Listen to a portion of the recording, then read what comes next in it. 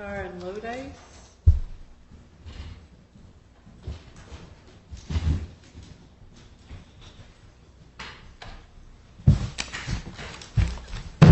All right, what's your name for the record now? Theodora Antar. And sir? Matthew Lodice. Okay, so Ms. Antar and Mr. Lodice, you two have appeared in front of me before.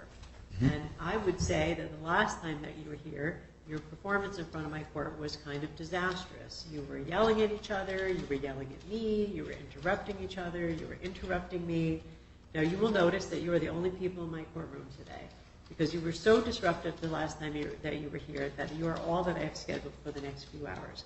But I will tell you right now that if you do not follow the orders of the court, your hearing will be terminated, and I will reschedule it, and we will try again on another day where perhaps you two are able to follow the rules of court.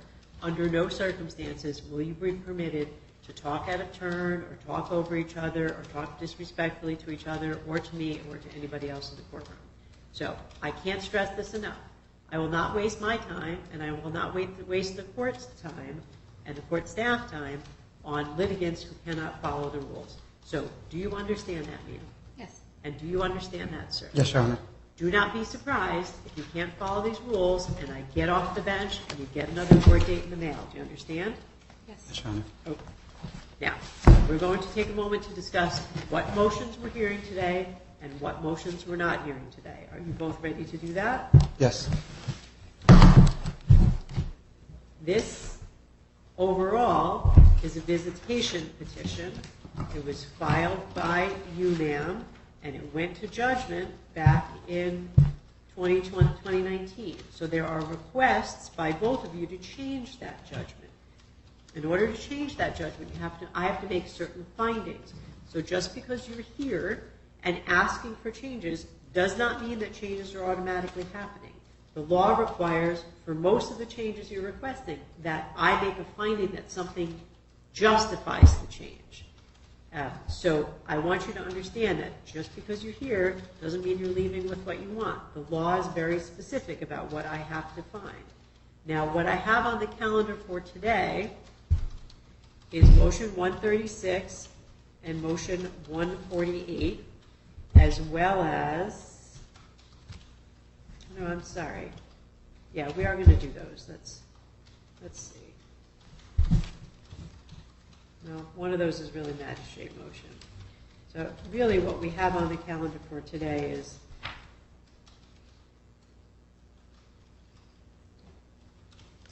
your request for emergency custody, ma'am, which was denied, but set down for a hearing. So that's number 162.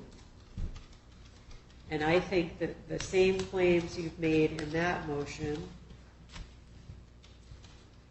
are reflected in motion 165, which is, ma'am, your request for modification of custody. And I think that's probably it. Let's just take one more look here. 165.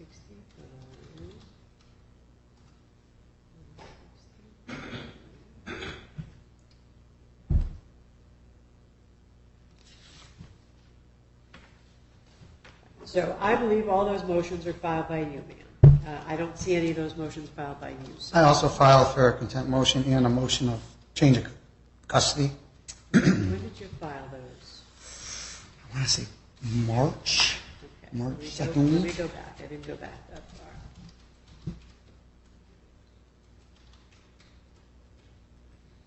All right. So I do see motion 142, which looks like your motion to modify custody.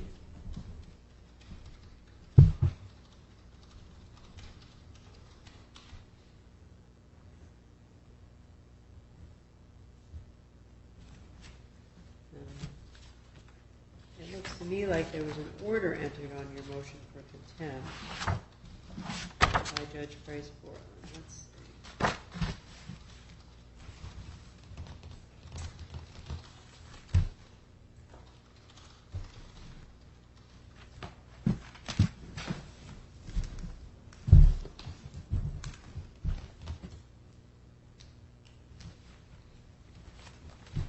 So it looks to me sort of like the motions that you filed in March were resolved by the agreement that you entered in April, which is agreement number 153.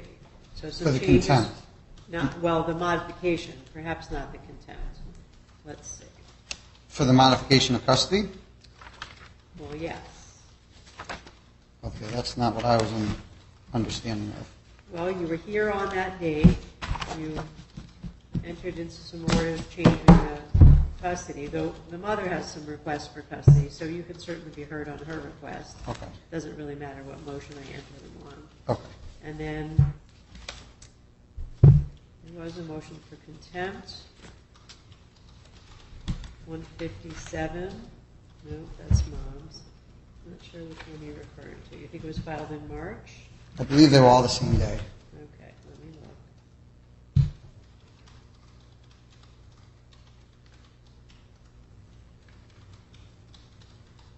March of this year?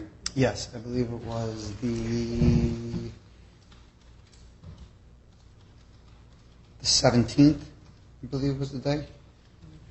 I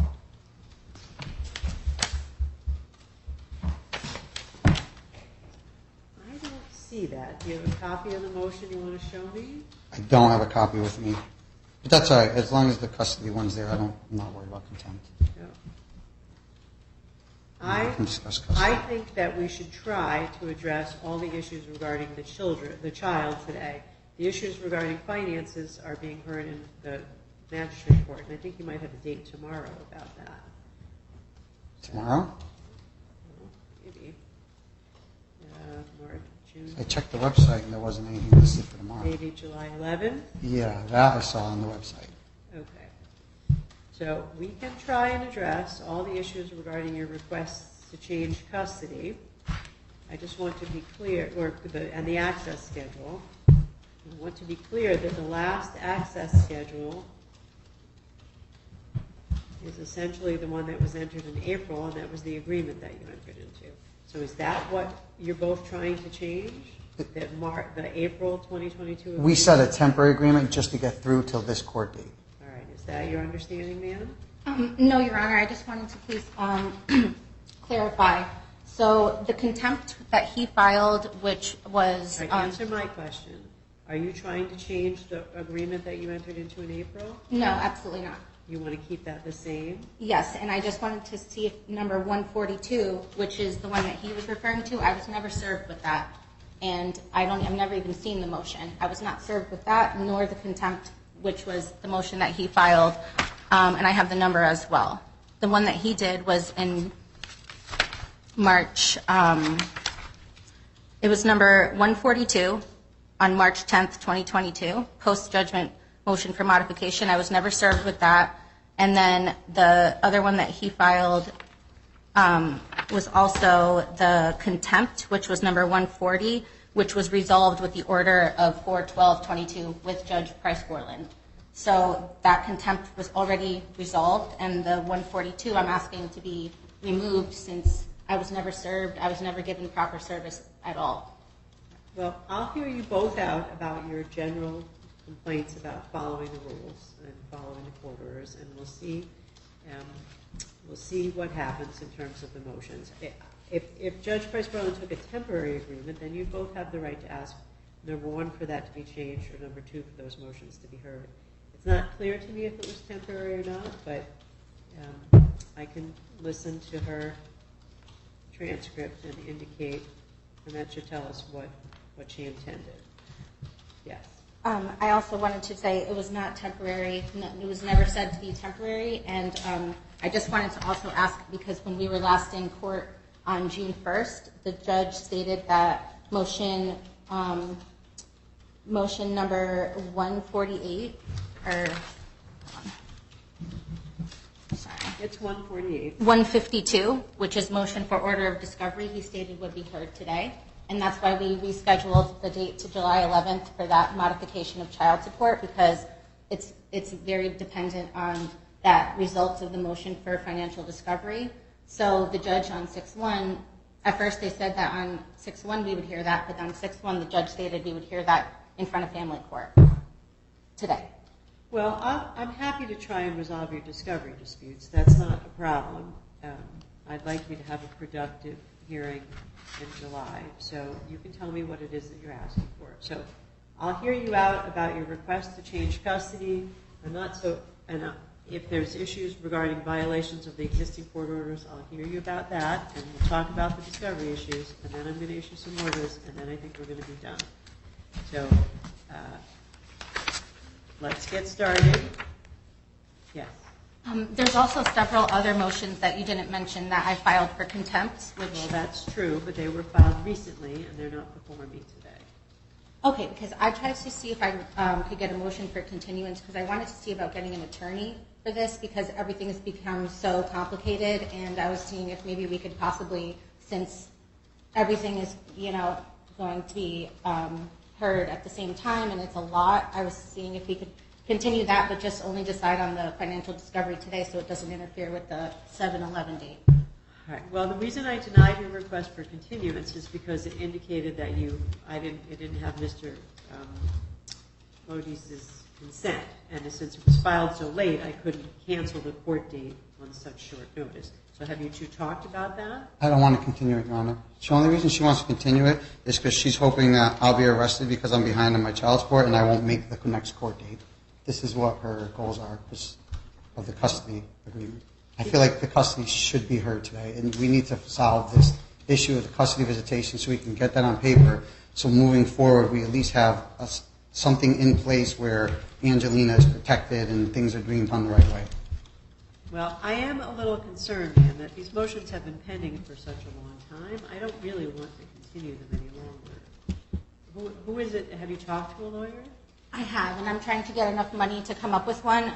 I never said I wanted him to go to jail. He was incarcerated on 6/1 and a purge was set for the child support, and he since has not made a single payment. Judge Price Borland ordered on 4/12 for him to make the payments. He hasn't. He only made the payment to get himself out of prison. And he's lying about his income, which is why the financial discovery is crucial, and getting the transcripts, police reports, other things that I'm also waiting for, which I mentioned in my motion for continuance. And also, I have spoken to an attorney, but they want at least $6,000 to $7,000 as a retainer, and I'm trying to get the money together, trying to see if family can help me, and that's why I asked for the date of August 9th to be able to come back to try my best to get counsel, and to get all the other things I'm waiting for, transcripts, which all are extremely relevant to the custody and, as far as the contempt as well. All right. So, listen, in terms of your request for continuance, if there's no agreement, I'm not going to continue it. I set time aside to do it today. The motions have been pending for a couple of months. Everybody's had notice that this was going on. You two filed the motions as far back as March. Now I'm almost in July. So I think really we have to get some of these things done today. Do I have the right to get an attorney in this case? Because I feel that I need one. Well, if you felt like you needed one, you'd have one standing next to you now. I set these hearing dates a while ago. I'm not going to continue it the day of because you want counsel. You've had the ability to get counsel up until now. So do you have a right to have an attorney? Certainly, but you don't have a right to have the case continued indefinitely until you get one. I was saying at least, by the first week of August, I thought maybe I'd be able to get counsel or even see if I can get some help at a discounted rate. I haven't been able to afford it. I've been trying to pay all my bills, receiving $0 in child support this whole time. And I do want to try to address most of the issues today. Okay, well, we're going to do that. So you two can have a seat.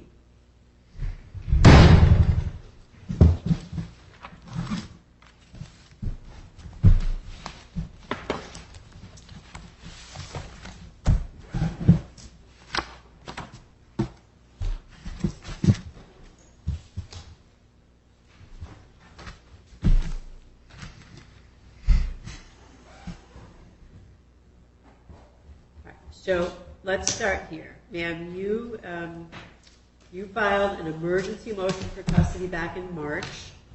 The emergency portion, the part where you file it and give it to a judge that day, that was denied. You have the right to a hearing to continue that request for emergency orders. If you want to be heard on it, you can. So is that something you're pursuing today, the notion that the child is in immediate physical danger or at risk of physical injury from the father. Is that something you're continuing today? I'm sorry, which number of the motion are you referring to on this one? It's number 145. So, we had a hearing with that one with you on March 8th, and you denied it, and that was thrown out, so that we're already past that. Okay. We're going to go through all the motions.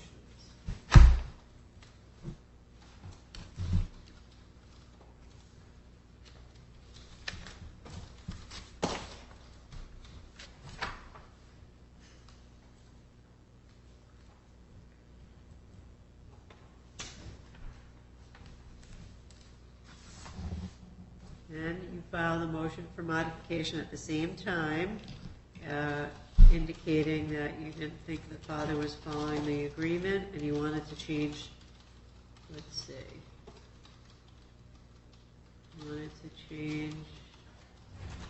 you wanted to remove the father's visitation. Is that something that you're pursuing? That's 146. 146 was resolved at the 412 hearing with Judge Price Borland. Well, I think the father's indicating those orders were temporary. No, they were not temporary, and it was never said to be temporary, ever. The judge stated if he did not comply, for me to file motions for contempt, which I did. Okay. So 146 is not being pursued. You think it was resolved.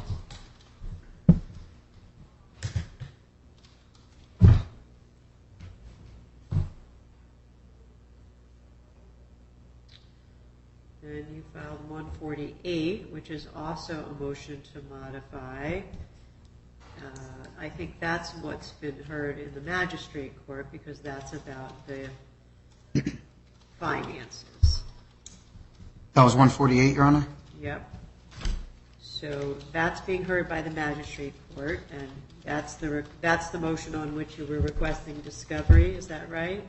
I was under the impression that 148 might have been the motion to transfer, No, or I wasn't sure what that one was.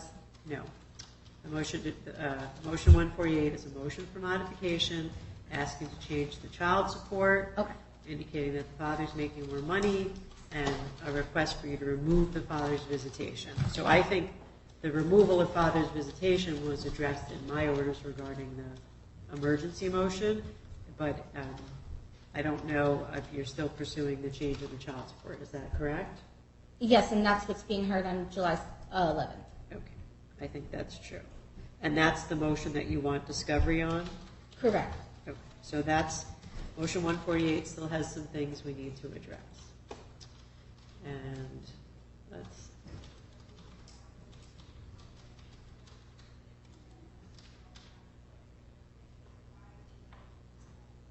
the motion to transfer is 151. It was denied by Judge Price Borland on April 12th. So that's resolved. And your request for discovery, ma'am, is number 152.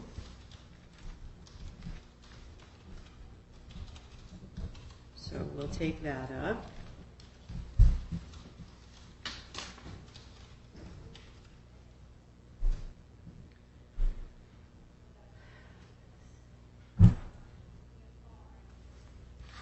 And you've got a motion for contempt regarding first refusal. Is that something you're pursuing? Yes, can you please state the number of it? It's number 157. Okay, yes. And phone calls.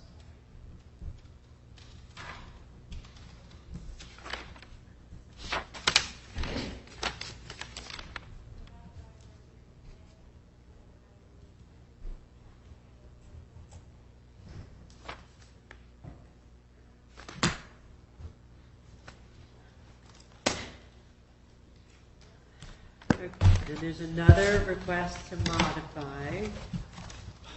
Make sure that's-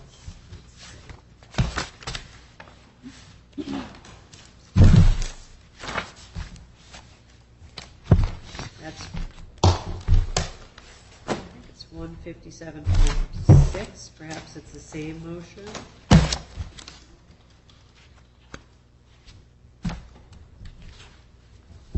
And in that, you're asking for sole custody. Is that motion something you're still pursuing? Yes.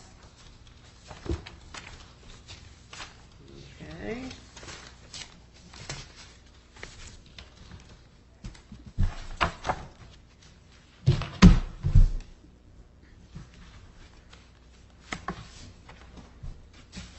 There's another motion for contempt regarding child support. That was just filed in May. I'm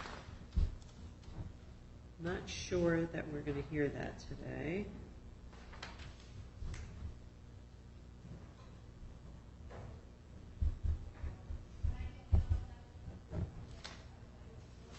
I think those more recent motions will have to be assigned some dates in the future.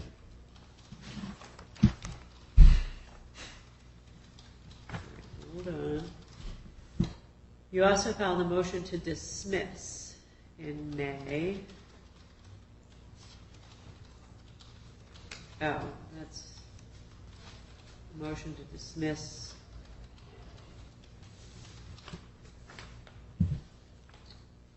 It's a motion to dismiss your contempt motion, so maybe we will take that up.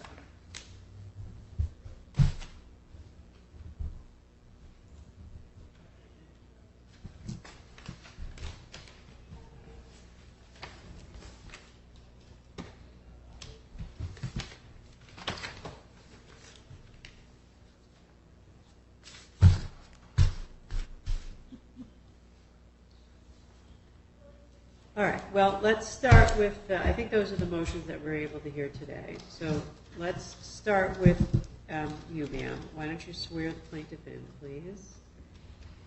You could please stand. Both of us? Yeah, you can swear both of them. Do you solemnly swear, solemnly and sincerely affirm, as the case may be, that the evidence you shall give concerning this case shall be the truth, the whole truth, and nothing but the truth, so help you God, or upon penalty of perjury? Yes, I do. Yes. Ma'am, starting with you, if you could state your name and address for the record. Theodora Antar, 856 Shagbark Drive, Orange, Connecticut, 06477.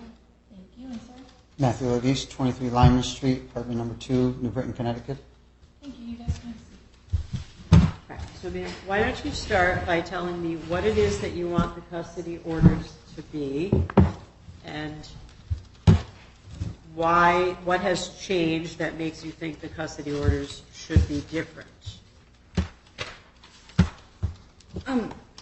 So I'm just wondering, are we going to be doing it like by each motion, or? Nope, I want you to tell me overall what it is that you think should be different about the existing custody and access orders and why. And you also have to tell me if you think that Judge Price-Borland's orders were not, that agreement that you entered into, if you think it wasn't temporary, then you got to tell me what's happened since April that would justify a change today, because that agreement was filed in April. Okay. So, first of all, I feel that I should have sole custody of Angelina. I feel that, in addition to that, his visitation schedule can stay the same, with the exception of I'm requesting that she be returned to me on Sundays, rather than having him bring her directly to daycare or directly to my mother's on Mondays, like it currently says. And as far as the visitation and custody, as a summary, that's pretty much it. All right, and why do you think you should have sole custody? I have sole custody of my other daughter. I've had primary residency of Angelina since birth. I do absolutely everything for her, schedule doctor's appointments. I take care of all of her needs. She has a very close bond with me. I've had a stable home for her for the last 3 years of her life. Matthew, on the other hand, he has moved around a lot. He has constant different women in and out of his life with their family, making a family, having them be around my children. In addition, he has substance abuse issues with alcohol and recreational drugs, including marijuana and psilocybin, which he stated multiple times on phone calls to me and emails and text messages that he does regularly, as well as marijuana and alcohol. He also has not followed the custody agreement at all from, as you can see, the very first contempt that I filed after the 412 hearing was on 418. He didn't follow a single thing that the judge asked him to do. He has disparaged the court over and over again. He has caused a lot of emotional damage to our daughter, who I've now in the process of trying to get her in therapy. I've had her on a wait list for over 6 months. I've spent hours calling different places trying to get her in treatment because she's had showing signs of anxiety, showing signs of separation anxiety, and just acting out and things like that. And, you know, I have a lot of evidence, and I'd like to have a chance to be able to go over everything in detail before I say anything else, but, you know. All right, well, your testimony is evidence, and I'm, like, you got to tell me what you want me to know now. So Okay. That's why I'm asking you. Okay. What has happened since April that would require a change? So, since April, he has violated the agreement several times.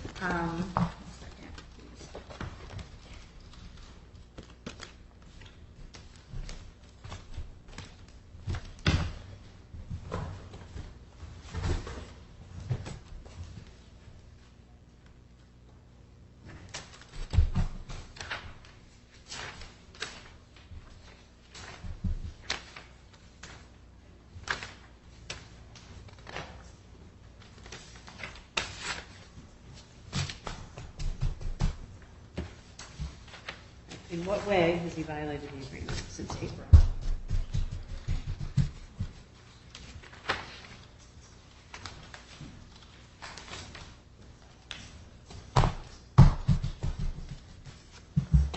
Okay, one of the biggest ways that he's violated the agreement is regarding our court order, which speaks about religious decisions for the child, and the order which was entered in the court June 18th, 2021, number 128. Grab that. Copy of that. I have it in the file. I don't need to give you a copy. Your Honor, I have that on my phone. Is it okay if I pull it up on my phone while we Yeah. go through it? Thank you. Do that.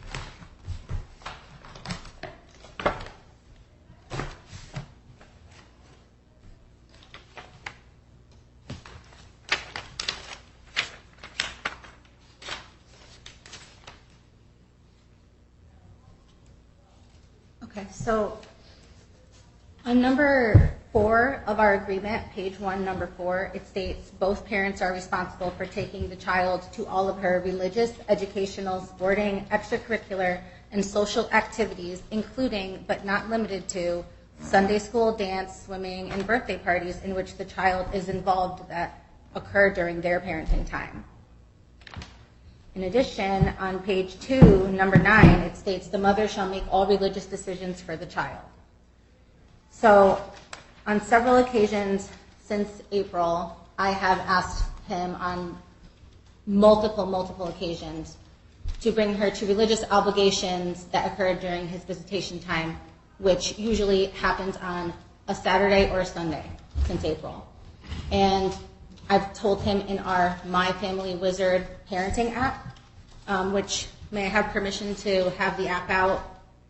Right, well, just, I don't want you reading from something I can't Okay. take into evidence. So Okay. why don't you tell me what the events were, when they happened, and Okay. what it is that you're unhappy about since April.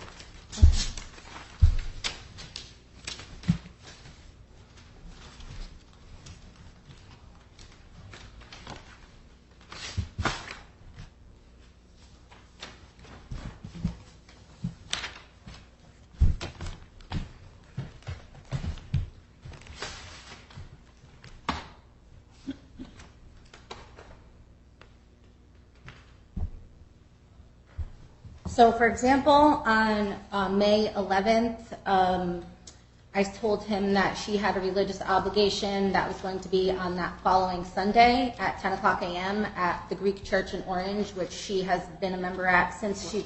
What was the obligation? It was a church religious service. It was a church service. And our religion is extremely important to me. I've met with my priest recently and... You have to tell me why the child had to go. Like, for church. She had to attend church.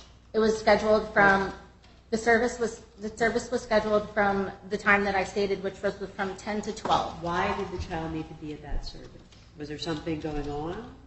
Like special for the child or the children or what? Yes, they have Sunday school. And she also has to attend the weekly service. It's part of our religion. So the child has to be there every Saturday? Every Sunday. Every Sunday for the service, and she'll be starting Sunday school this year. So she needs to be there every Sunday. So when does Sunday school start? Well, typically they go around... You said it's going to start. I don't know the exact date. I would have to check. But it's going to be starting in the fall, around the time when school starts. Okay, so if Sunday school is starting this fall, why did the child have to be in church on May 11th? Because there was a church service and she needed to attend. Okay, that's what I'm trying to get you to tell me. Why did the child need to attend that particular church service? Because attending weekly Sunday services is a part of our religion, and it's one of our religious obligations as Greek Orthodox Christians. And it's extremely important to me and my faith. My mother is willing to be a witness, my sister, my priest as well, at the very significant importance of being in church every Sunday, especially as a family. Right. Does the child have to go, can't you meet this obligation by a different day of the week service? There's no other day of the week. In our faith, we go on Sundays, and Sundays are supposed to be the holy day for us. So since this is extremely important to me, and he has expressed multiple times that he is an atheist, doesn't believe in God, he ridicules my religion, something that I'm extremely passionate about, and I want my children to be raised with the same faith that I've been raised with, that we've been going to that same church since I was a baby. So is it your expectation that the father take the child to that service every Sunday when the child is with him? Yes, and what I'm asking is that maybe since he's been refusing to do that consistently every single time, no matter if it's at that weekly Sunday service, which is going to be student Sunday school, or a very special holiday service that sometimes might be on a Saturday, if it doesn't matter what it is, he says no and refuses, even though it's court ordered for him to do that. So I'm asking now to modify his visitation so that he brings her to church on Sunday, and then that's his drop-off point. Instead of dropping her off to daycare or my mother on Monday morning, she can come home Sunday. And I have another child who comes home. She goes with her father on Friday and comes home Sunday as well. So I think that having both of my children on the same schedule would be easier for everybody, and then it eliminates him having to go bring her somewhere on Monday when Mondays are hectic. And so she's able to attend the religious... him to never have the child Sunday morning. The child always goes to church Sunday morning. And then he can drop her off. So he has her from Friday until Sunday. And right now, the only difference is he brings her home Monday morning. Okay. So this May 11th date was a regular Sunday service? I believe so. Okay. So you were telling me ways in which you think he has not followed the court orders since April. Was there anything else? Yes. So there, in addition, there was a religious service that he said that he was going to bring. It was around our Easter, and he said he was going to be bringing her. He confirmed it, and then he texted my mother at 6 a.m. of the day of, stating, "I can't bring her. If you want her to go to church, you can come pick her up." Even though it states in the agreement that if there is a religious event or anything, birthday, social, whatever it is, during his parenting time or my parenting time, we are supposed to bring her to it, not the other parent. And that's why we agreed on that when we sat down last year and came up with this agreement, which he hasn't been following. What was the date of the event that you just described to me? Around Easter? Around I would say it was around that time. I don't know off the top of my head.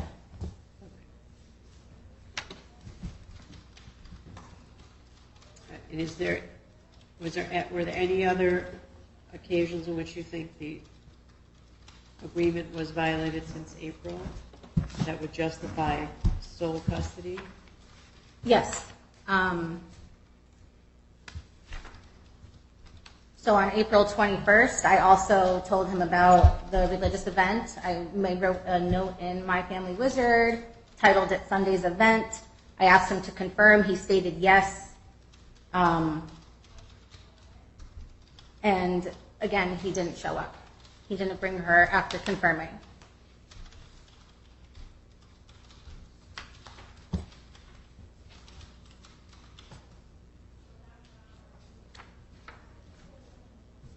Is there any other reason why you're requesting sole custody? Yes, the substance abuse issues.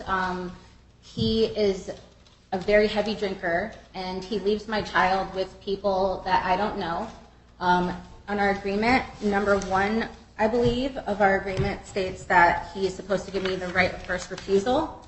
Since that agreement has been in place, it's been a little over a year. He has never once asked me if I wanted the right of first refusal. And during those instances, he has left the child with his son, who is on medication for mental health issues that he actually was forced to comply with because he was withholding the medication, and his ex-wife had to get an emergency ex parte order because he threatened the doctor to stop giving the child the meds. He leaves him with the child, who's maybe 14 years old. He's left her with his ex-wife and her boyfriend, and my child stated that she was left sleeping on a couch, and I wasn't given the right of first refusal. He's left her with other people, including his girlfriend that he lives with that I've never met. He's left her with several people that I have no knowledge of, and when I ask him where she is, he says it's none of your business. I can leave her with whoever you want, and doesn't give me the right of first refusal. All right, and how do you know that these things occurred? My child told me, and there was multiple times when he stated and admitted to me that his son watched the child and that he left her with his son, who is a minor, and like I said, he has ADHD and he is unable to handle a young child who at the time was 2 years old. My daughter also told me, and every time that my daughter says things and I question Matthew about it, he accuses my child of lying. My child does not lie. She's extremely smart for her age, being 3 years old. She speaks and she tells you the truth about everything. And if it's something that she says that he doesn't want me to know about, he accuses her of lying. And that's not right. He's gaslit to my child. And he uses her as a pawn against me.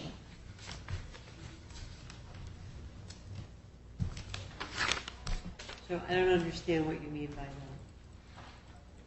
that he uses the child against you. So he tries to do things related to the child to hurt me. Whether it is, there's been instances where he said he was going to take her, and then he was upset because maybe I was dating somebody or something like that, and he then refused to take the child after already agreeing and committing. So we've gone through so much just to even get to the agreement that we had last year. And, you would also see that we had several pending motions before that June 2021 agreement was made because he was harassing me, trying to get me to be with him, and I didn't want to. And then we finally came up with this agreement, and he kept stating that he was going to take me back to court and lower my child support to try to hurt me. He kept saying that if I didn't do what he wanted, he would take me to court and state that he has no income. Are you talking about something before your agreement or after? Because I have to consider things since April, so I can't go back to the beginning. Well, this is since June, so this is since the last agreement besides April was made. All right, well, you're asking me to change the April agreement, right?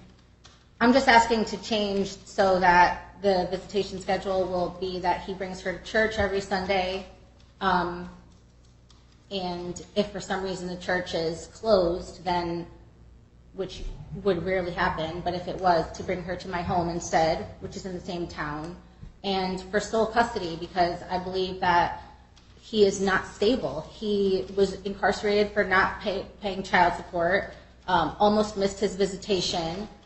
He withholds income. I ask him all the time, can we get our child set up in classes for soccer, for anything? He says, no, I'm sorry, I can't. But he has money for his apartment. He has money for an extravagant garden. He has money for going out all the time with his friends and his girlfriend. And every time I'm calling to say goodnight to the child, he's at a party. He's, his social life is his priority. And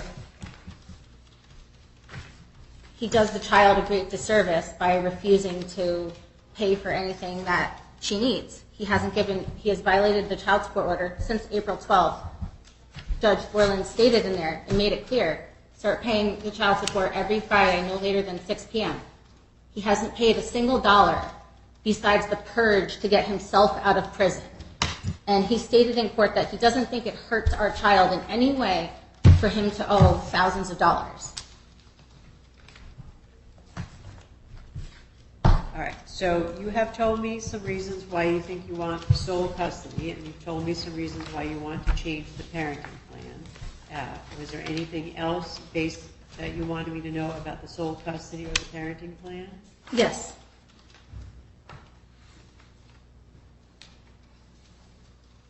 So this is related to the contempt that I filed on May 25th. Again, that the judge ordered that I make all the religious decisions and that the defendant must bring the child to all the religious events regardless of what they are. And I notified him in our Family Wizard app on 5/16 that the child had a religious obligation scheduled on 5/22 from 10 to 12. The defendant viewed the message in the app. I also sent a reminder to him about it on 5/21, as well as put it in the calendar in the app. He did not bring her to the scheduled religious event. What was this event? This was church. This was our weekly Sunday service. All right, so is it your expectation that if he doesn't bring the child to Sunday service that he's violating this order? Yes, because it's part of her religion and it's extremely important. It's the one thing in the week that she needs to attend, and it's a 2-hour thing, but that's why I said I don't expect him to sit through a service or drive there and have to pick her up and wait around. It would be so much easier if she just stays there, attends the service with the rest of me and my family, my other child, her sister, her grandmother, her godmother, all these people who are part of this. Right, so, ma'am, I'm not sure that the agreement that you signed indicates that the father has to bring the child to church every Sunday. What your agreement says is that you would honor events, but not every Sunday service. That's not what this says. So it says that I make religious decisions for the child. So if I'm saying that the child is... that means that you can decide what religion to raise the child in, but I don't think it means that every single week you get to decide that the child has to go to service and the father has to bring her. I'm not sure that this says that. I disagree. It says I make all religious decisions for the child, and the court, I feel that the court is not able to determine how we practice our religion. Our religion is practiced in a specific way, and like I said, I'd like to be able to bring in my priest. I'd like to be able to bring in my mother, who's also the godmother of the child, my sister, who has a heavy influence on her as well. Listen to me. They're separate things. So I'm not saying that that's not how you practice the Greek Orthodox Church. I'm sure you're an expert in that compared to me. But I'm looking at your agreement, and your agreement doesn't say that the father has to bring the child to church every Sunday. I don't think the father would have had any notice that that was what he was agreeing to. So if you want to tell me about other, like if there was a holiday or Sunday school, that's what I was asking you. Like, when does Sunday school start? I think your agreement does cover Sunday school. But if you're saying that he violated the agreement by failing to bring the child to church every Sunday when you asked him to, I think that may not be an accurate interpretation of the agreement you two signed. It was my interpretation when I wrote that agreement that that's what that meant, given the fact that my religion is one of the most important things in my life and my children's life. I understand your position, but I have to interpret the agreement based on what it says, and I'm not sure it says that. So why don't you tell me about if there are any other, like, are there holidays that you think he missed, or was there Sunday school that you think he missed, or something like that? If all these are about just Sunday service, I'm not sure that will meet the standard. Just because it says in there, it says Listen to me. Stop arguing with me. I know you don't like what I just told you, but that's my interpretation of this agreement. So tell me if there were things that were not just Sunday service that you asked him to bring the child to that he missed. There are several other things. However, in that agreement, it states it's not limited to the things that are in the parentheses. It states including but not limited to. I read it, ma'am. So why don't you tell me about the other things? So, in our religion, we consider that the Divine Liturgy is a weekly celebration. It's like a holiday to us in our religion. We go by a religious calendar. I want you to stop telling me about Sundays and tell me if there's anything else that, like a special event or school or anything else besides the regular Sunday service that you think you told him about that he didn't bring the child to. Yes, there are. However, this is why I'm asking for an attorney, because I feel that I'm not given my legal right to approve the agreement that I made. Let's move on from that. Why don't you tell me about some of these other things?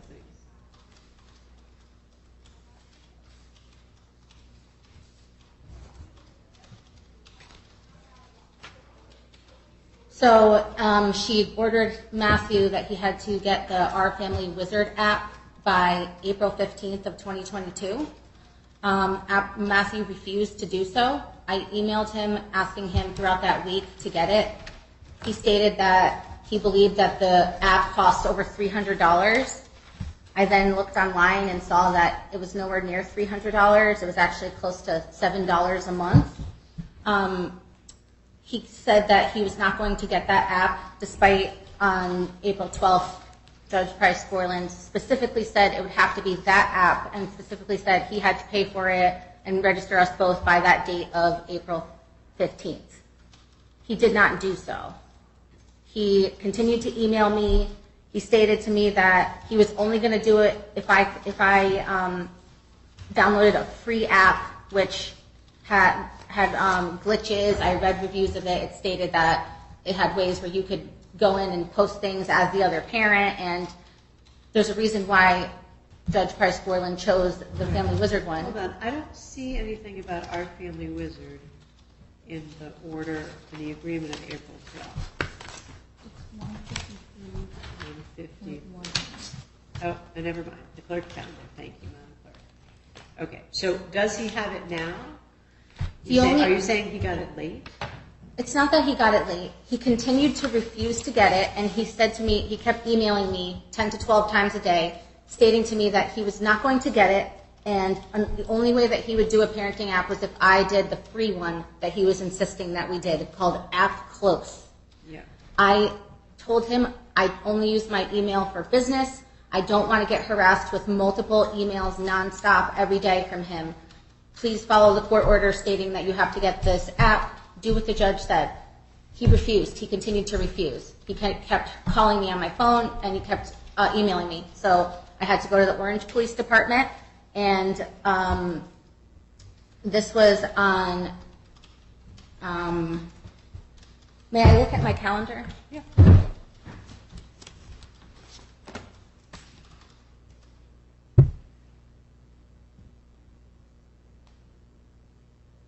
So this was on Tuesday, April 19th, 2022, exactly 1 week after Judge Price Borland ordered him to do it, and his deadline was You the 15th. went to the police department? I went to the police department because he wouldn't stop emailing me and calling me.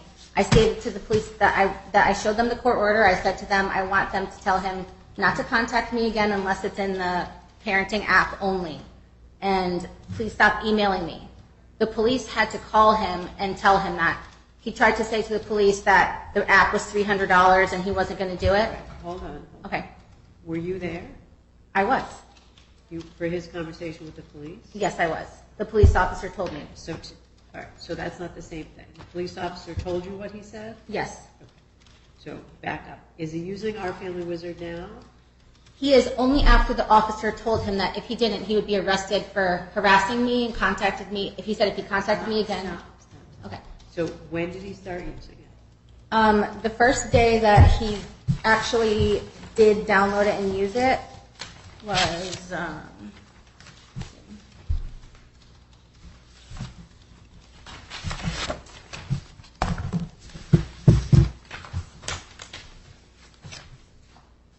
I believe it was April 21st.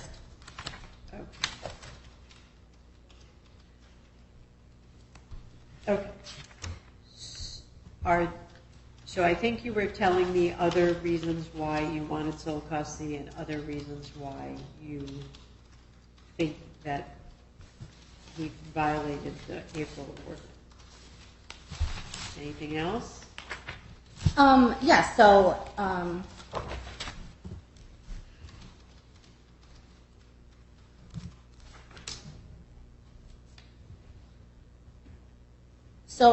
you know, in the state of Connecticut, with their criteria that they use to determine sole custody and what's in the best interest of the child, on their table 2, number 3, it discusses the character of the parent by reason of willful disobedience of court orders.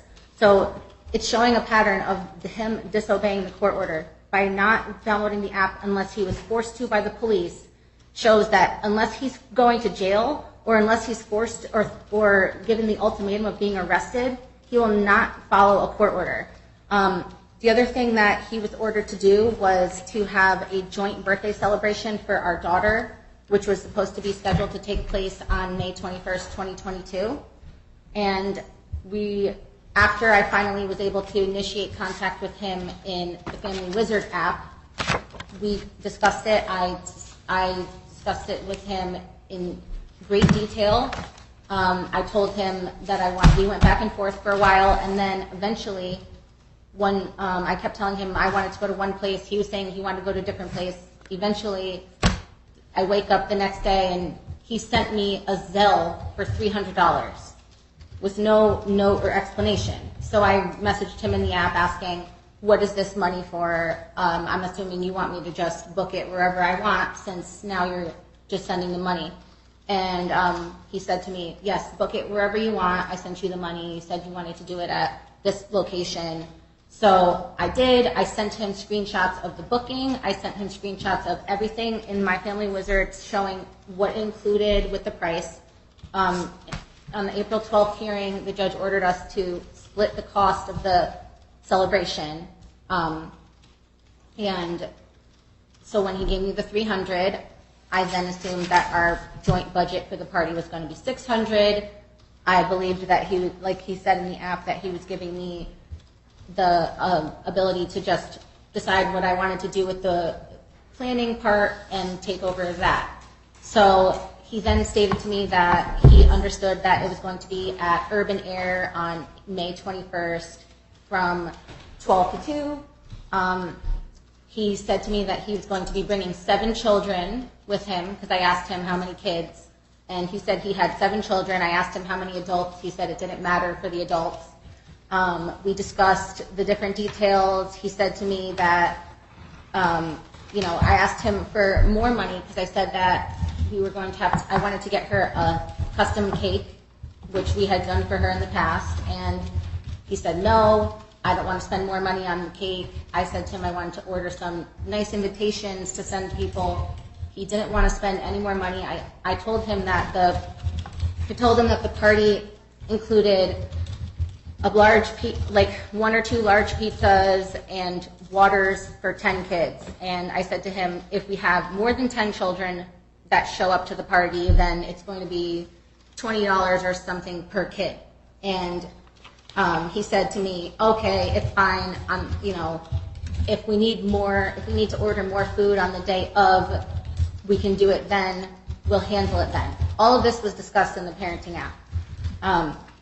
So then, a couple weeks later, he then messaged me again in the parenting app asking me, oh, when is the party happening? And after we had already extensively said the details, I didn't answer him because I'm in the middle of working and I'm busy. I don't have time to sit there and, like, he'll ask me all the time, well, what does the agreement say? Listen to me. You Yes. are focused. You are telling me ways in which you think he violated the part about the birthday celebration? Yes. So in what way do you think he violated that order about celebrating together and sharing the cost? So after I had already sent him the booking information and we both acknowledged and discussed in the app that it was going to be at that location, that date, that time, and he told me to use whatever money was left to buy the rest of the stuff and said he's not paying anymore. At that point, I just sent out invitations to the people I was going to invite, and I figured he would invite his own people, and I knew he said he was bringing 7 kids with him, so I counted the 7 kids in the total. So then the party was scheduled to be on a Saturday, which was our daughter's birthday, which is May 21st. On that Thursday, which was May 19th, my daughter was in daycare, and I asked the defendant if he wanted to have the right of first refusal to get her for a couple of hours so that I could work. And I said, if not, I would get a babysitter and send him a bill for the babysitter. He stated that he was going to pick her up, and I asked him originally if he could get the child at 5:30, watch her for a while, and bring her back around 8 or 9. He stated that he was going to get her. So then when I said to him, okay, please bring her home for 9 p.m. or 8 p.m., he stated, no, I'm just going to keep her overnight. So what does this have to do with paying for a birthday party? I'm trying to get there. I'm trying to Get there now. Okay. So he kept her overnight. The next day I called and I asked him, please make sure that when you bring her to school the next day that you're going to have cupcakes for the class. I said to him, what about her birthday outfit? He says, she's not going to be with you. Listen to me. Yes. You are complaining that he violated the order that says that they share the cost. You share the cost of the birthday party. So don't tell me about cupcakes for class because that's not part of the order. Tell me about violating the order that says you're supposed to share cost for the birthday party. I'm not saying that he violated the part about the cost. That's the only part he didn't violate. He paid the $300. But what he did violate was refuse to bring her to the party. And I tried to come to the court on that Friday because he told me in the app on Friday, I'm not bringing her to the party. I'm going to have my own party. He says, I booked my own celebration with her for me and my family. You're not allowed to come.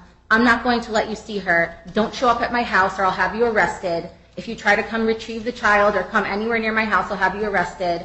And we're going to be away from the home all day. Was that on the date the judge discussed, on the 21st, or was that a different day? I'm sorry? So you have an order that says a birthday party on May 21st. Correct. This happened on May 21st? This happened on May 20th. And so on May 20th, he told me... All right, so he had a party on May 20th. No.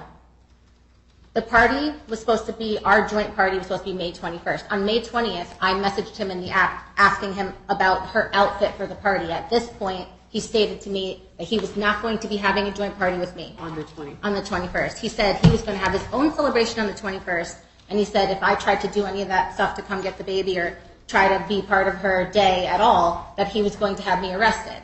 And so this was on the 20th, so I'm over here getting very upset because our agreement says that birthdays are to be shared equally, and in our agreement from June of 2021 states that it could either be split, the day split in half, or with a joint celebration. And that's why when I went to court on the 12th, I made sure that we addressed that part because I wanted to make sure for that coming birthday that we had it agreed. What happened on the 21st? On the 20th, I came to the court. I tried to file that emergency ex parte order, which was denied, and I tried to get the judge to, allow the child to come back into my custody in order that he had to bring her. That was denied, and that was one of the things that was supposed to get pushed. It was originally scheduled to go to June 22nd, and then it got pushed to today because I filed for a continuance. So on the 20th, I feel this is important. On the 20th, that evening. I know you feel all this is important, but I need to hear what I think is important. So tell me what happened on the 21st. Well, after I went to the police on the 20th and had the police made contact with him, only after the police, again, made contact with him, they went to his house. He refused to open the door. The police... Listen to me. Yes. Were you there? This is what the officer told me. So, And that's why I wanted to get the police report, which isn't ready yet. I want you to tell me what you experienced, because I can't really rely on what other people told you they experienced. So just tell me what you experienced, okay?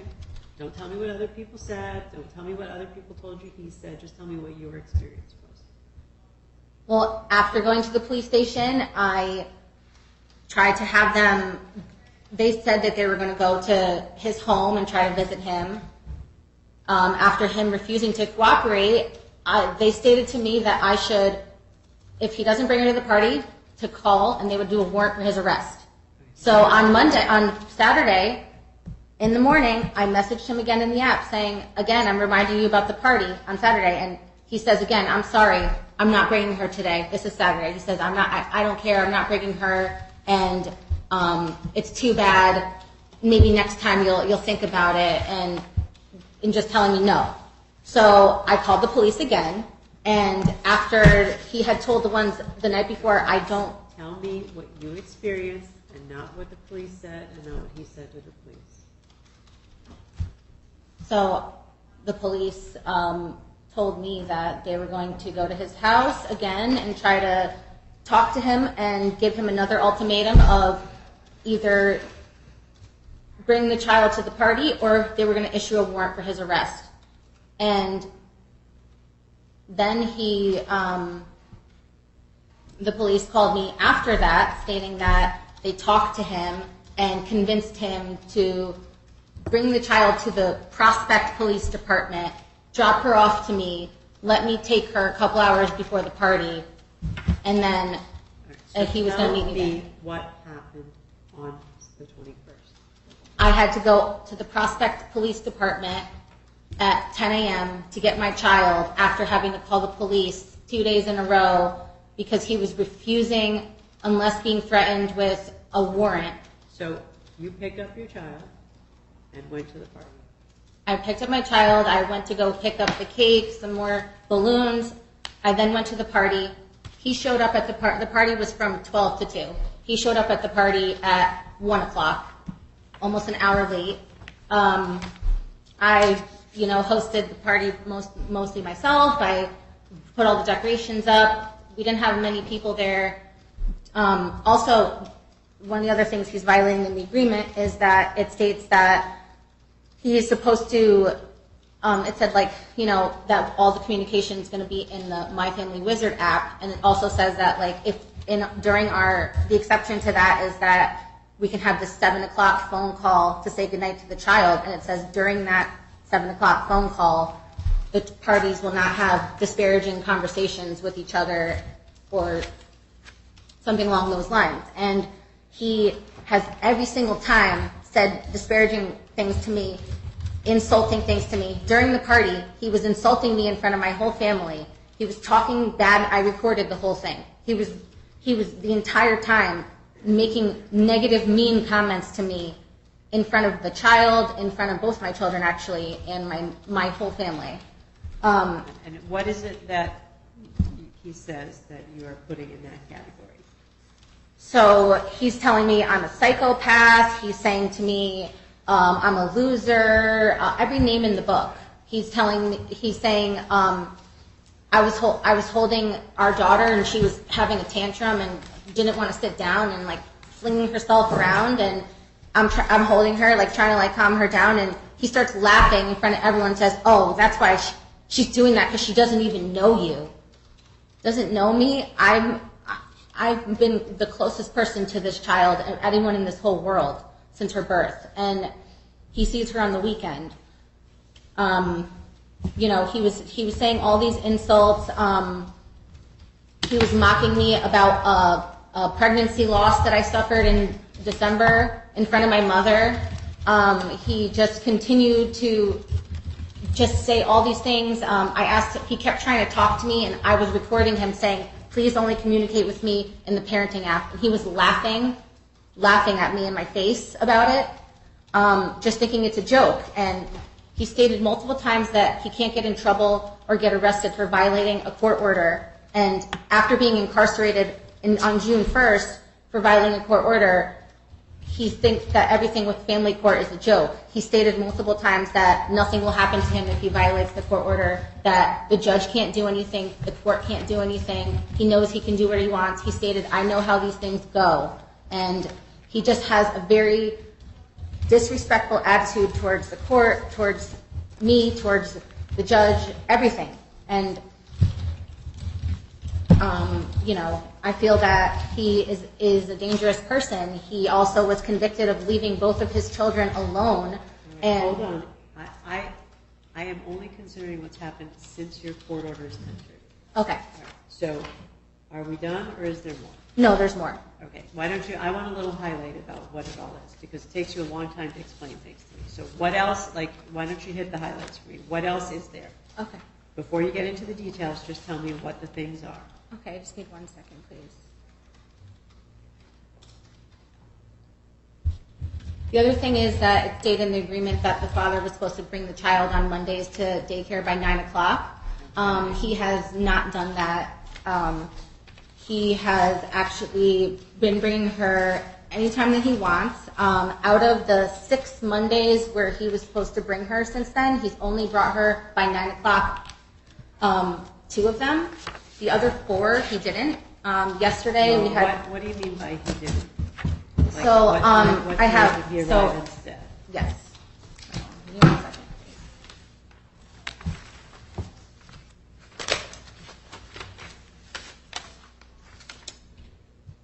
So, the first day that he was court ordered to bring her to daycare was May 2nd. On that weekend, I asked him in the parenting app, I said, these are the things that our child needs for the first day. Please make sure that you're sending her with all of these items. He viewed my message, didn't say anything. I spoke to the child on Sunday, May 1st, at our 7 o'clock phone call.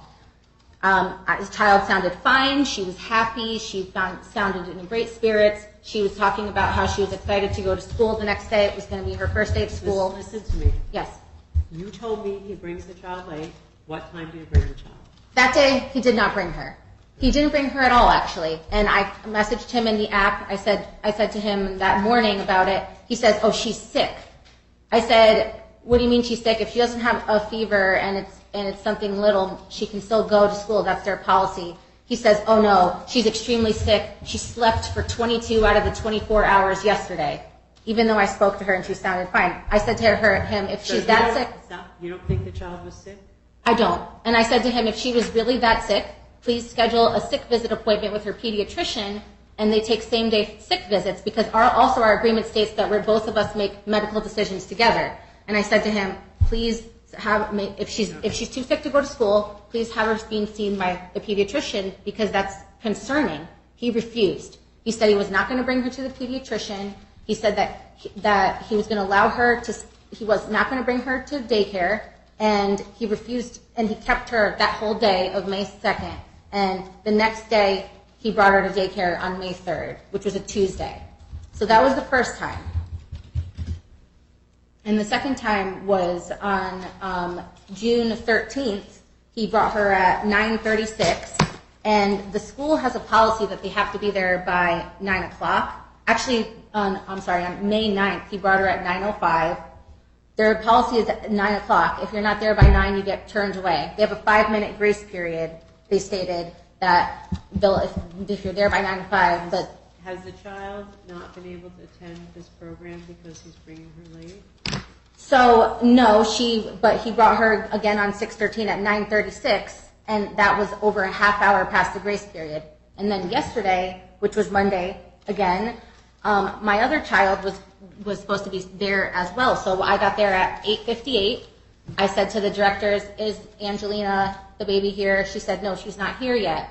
She said they didn't get any usually their policy also is that they have to, the parent is supposed to let them. Has your child suffered in any negative way because the father is bringing the child late? She did by missing the first day and him withholding her from going to the doctor if she was allegedly sick, by him making her late. And yesterday, he brought her at 9:55 a.m. and it says no later than 9 on the agreement. So actually, I was there. I tried messaging him in the parenting app. He refused to open any of the messages. He wouldn't read it. I didn't know where she was. The school said they hadn't heard from him. It was 9:45. Then I called the police. I said, the school hasn't heard from him. He's not responding in the parenting app. The child's supposed to be here by 9. It's almost 10. She's nowhere to be found. The strict cutoff time is 9:05. So only then did he say to the police officer, oh, I'm coming to bring her. And he brought her there after that, and I took the child. And, What do you mean you took the child? I took the child home because I was actually coming there to pick her up, and that's why I was saying, where is she? She's not here. She's supposed to be here by 9. But you didn't plan on keeping the child in daycare that day? No, So why didn't you just tell him that, and then he wouldn't have to worry about what time he got her there? because every time I try to do anything that bends the agreement in any way, he says no. I want to stick to the agreement 100%. There's no flexibility, which is another thing that I wanted to ask to. So you wanted him to drop the child off at daycare so you could just pick the child up? Yes. And also, I now decided to pull both of the children out of that program because there was some misconduct on the end of the director Don't you have to do that with him? No, I don't. And so now What do you mean you don't? it's my child care arrangement. So what I do during my time for child care is for my ability to work and go to school, not for him. So if I need a babysitter or daycare, I don't need to have his permission for any of that. If it's educational, that's different. Weren't you changing daycare providers the last time I talked to you? Well, what happened is Matthew was against the flu vaccine, and so when it was time... Listen to me. I want you to answer the questions Yes. that I'm asking you. So Yes. I feel like the last time you were in front of me and we had a hearing, I'm trying to find when it was, I think, was it in April? Yes, That you were changing to this daycare provider. correct. So your child was in one daycare provider before April and then one after, and now you're changing again. Before April, she was with our private babysitter. And prior to that, she was in a home daycare, which we had to take her out of because the state mandates the flu vaccine. And Matthew was against it. By the time that we were going to just give it to her, the pediatrician stated that they didn't have any flu vaccines. So we had no choice but to, by the state law, take her out unless she got the vaccine. And they said they weren't going to have a vaccine until March because they said they were backlogged. So that's why she was our sitter. And then I wanted to get her in a program, which she was in this one in Thomason. But also, I live in Orange, so it's almost 40 minutes away. So I said, let's try it out. A lot of the ones near me were full at that time. Hold on. Yes. So who's watching the children for you now? So now we've enrolled her in a facility that's in Bethany, and it is a new place. We took a tour of it. It was recommended to me by a mom's group. Did you tell the dad? I did. I told him I would give him all the details. I told him that she's no longer going to be at the other place. I messaged him yesterday in the app. He said, where is she going to be? I said, I will provide you with all of the details of the new place. I said, please keep in mind that upcoming Monday is a holiday, which is July 4th, so the place is closed. And I wanted to just double check my agreement because I know that we have something in there about July 4th. So I just wanted to make sure with him that we were on the same page. So the following Monday will be the first one where he will have to bring her on Monday to school. But the thing is that... Hold on. Yes. You have an agreement that says he has to drop the child off at daycare, Yes. but you've moved the daycare. Yes. So where do you live? Orange. And where do you live? New Britain. And the daycare's in Bethany? Correct. So does this still make sense for you two to have the child dropped off in Bethany if you live in Orange and he lives in New Britain? Not at Well, all. that's why I was saying that if he drops her off at church on Sundays, she's able to be part of that important part of our family and our religion of being at the Sunday service. It hurts us. Listen, Yeah. I understand that's what you're asking for, but you have a court order that says school. Okay, so, but I'm just saying maybe it's easier for him to not have to drive to Bethany. Let me ask you a question. Let's say he agreed that the child could be dropped off Sunday morning. What so we won't have the child Sunday morning to Monday morning. What day should he have the child instead of Sunday?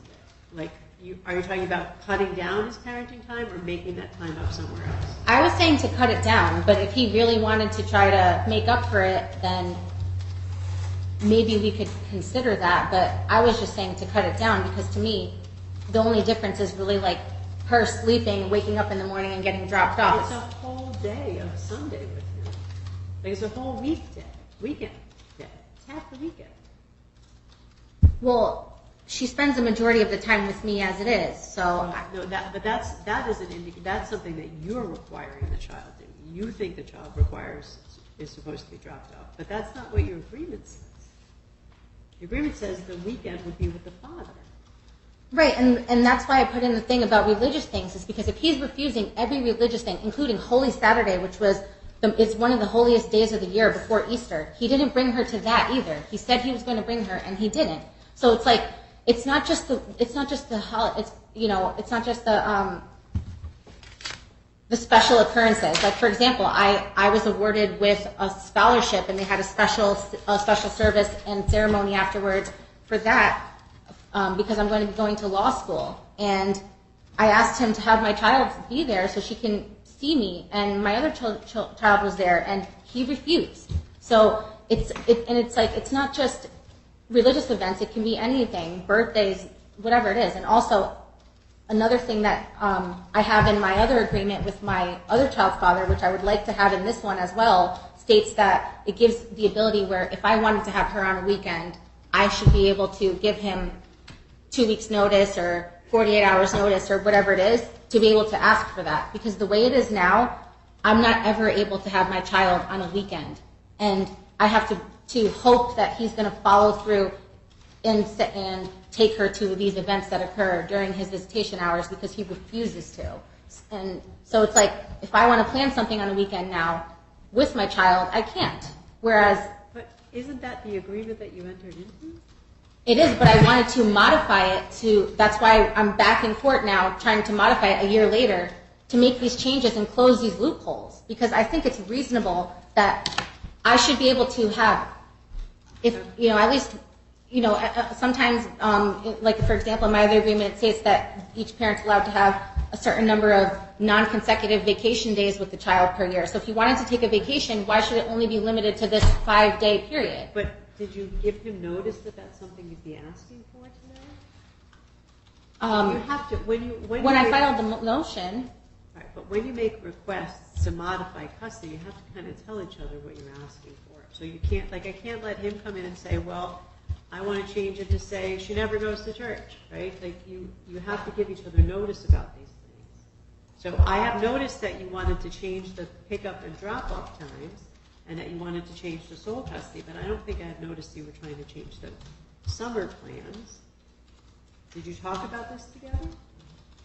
It's not about summer plans. It's the fact that I want to be able to make it so just like if he wants to take her during the week, it should be, if the other parent wants to have additional time, they should be able to ask and get, like, if I have her majority of the time, but I never can have her on the weekend ever, and there's a special occasion or something that I want her to be with me on the weekend, if I give him 2 weeks notice or 72 hours notice, that's reasonable to say, okay, and then he can make it up with a weekday dinner where he takes her. Like, I'm just speaking off what it says on my other agreement with my other child because I feel like that's an important thing that closes a loophole which eliminates me from ever being able to maybe do a play date with another friend who has children that's her age and things that might occur on the weekend. Let me ask you a couple questions. What do you do for work? I have a publishing company. All right. And so are you self-employed? Yes. So do you have regular work hours? No. So you have flexibility during the week? Yes. Okay. What do you do for work? I'm a contractor. And what kind of contractor? Home improvement? So are you also self-employed? Yes. So either one of you could have the child, like arrange your work so that you have the child during the week or on the weekends, either one? I work typically 7 to 5 every day during the week. I work 7 to 5 every day during the week. But you're self-employed? But I am self-employed. All right. And what about you? So I just wanted to say that I'm asking you about your schedule. my schedule is always changing, and I'm about to be starting law school in August, which is going to be at night. So I'm going to need additional childcare in the evenings, and I'm in the process of looking for babysitters to have as on call to be able to facilitate that, because I'm going to be working during the day and going to school at night. So I'm not going to be able to work as much because I'm going back to school. So couldn't it work out that you changed your parenting schedule so that the children are with you different times, because you both will have flexibility in your schedule? It doesn't have to be weekends. Do you have to have a child on the weekend? Well, I also have 2 other children that I take the same time, Friday to Sunday, or Friday to Monday. This is why we worked it out on those days, so this way all my children are together, and I get to see them all simultaneously. All right. So, ma'am, why don't you wrap up what it is that you want to tell me, because we have the 2-hour hearing, and I have been listening to you for an hour. So wrap up what you want to tell me about your requests, and then I'm going to hear from Dad. Oh, I just wanted to know if it would be okay if I can put more money in the meter outside, because it's going to expire in 15 minutes, and I don't want to have to get a ticket. Okay. Well, if you'd like to take a break, we can do that. Why don't you wrap up with whatever else you want me to know, like 5 minutes or so, and then we'll take a break. And when you get back, I'll hear from him. I have a lot. It's going to take more than 5 minutes for me to wrap up. Well, give it a try. Okay, so I just wanted to say that he has no court-ordered custody arrangement or visitation arrangement with his other children. He can see them anytime that he wants. He only started taking them on the weekend after we made an agreement last June to have him have Angelina every weekend. And since he has no set schedule with his other children, and I do have a set schedule with my other daughter, which is from Friday at 6 to Sunday at 6, but he brings her to church every week, and he follows the part that says about religious obligations. Since Matthew is not following that, I don't feel comfortable with him having her on Sundays anymore, because that's an important part of our faith. So that's why I no longer like him having her on Sundays. If he was going to bring her to the church and then take her back, I would feel so much better about it, but he won't do that. If I told him she has soccer, he says, no, I'm not bringing her. You can schedule it during your parenting time. So he's saying he wants to have these visitation days, but he doesn't comply with our agreement. And so, for example, it says about 4th of July here, on even years, the 4th of July will be spent with him. So that means that he's going to have her on Monday for 4th of July. But there's loopholes where it doesn't then say how she's going to come back to me. So now she's going to be with him on Monday, the daycare is closed, it's a holiday where she's set with him, the next day is Tuesday. There's nothing in there that says where the child's going to get returned. So what would you? That's why you two have our family wizard. There's going to be a million things like this raising a child that won't be specified. So do you have a request for what happens July 6th? Well, I was requesting regarding my family wizard that he be required to view and respond to the messages within 24 hours, because he purposely ignores my messages. And I can see when he opens them. If he sees the word religion, he won't open the message. If he sees the word contempt, he won't open the message. He only picks and chooses, and then he reads it and he doesn't respond. So in my other order, it says that the parties have to respond within a certain amount of time. Okay. And what do you want to tell me what you want to have happen at the end of the holidays? So I think that he should bring her to daycare. I mean, that would be... But the daycare's in Bethany now, right? Yes. And before this, he was bringing her to my mother's in Woodbridge for almost 7 months straight until she started the school in Thomaston, which again is 45 minutes from my home. I can't, with the price of gas, it's cost me over $100 to fill my gas tank. I can't manage it anymore. So I need to do what's reasonable for me for childcare. And in addition to the fact that he's not paying any child support like he was ordered to do. And I'm paying for everything for the child by myself with no help from him whatsoever. I haven't received a penny since December 2021, not one penny. Do you want to tell me what you think should... Oh, you said daycare, but is the new daycare? Well, for this I don't want to say something that's going to be for every single holiday, because it all depends on what day of the week it is, and each thing is specific. But as far as this coming July 5th, which is a Tuesday, I would appreciate it if he would bring her, like, as it would say for Monday, either to daycare or if the daycare's closed to my mother's. So maybe if we just put something in there saying that, like, if the holiday falls on a Monday where the father has the child, then he shall drop off instead on Tuesday. Okay. All right. Because I don't think there's going to be too many Monday holidays that he'll have her, but it kind of gives it, what if it's Christmas or something, then this way it explains what to do for the next day. Okay. Why don't you go put money in your meter? Well, I do have a couple more things I wanted to say before. Okay.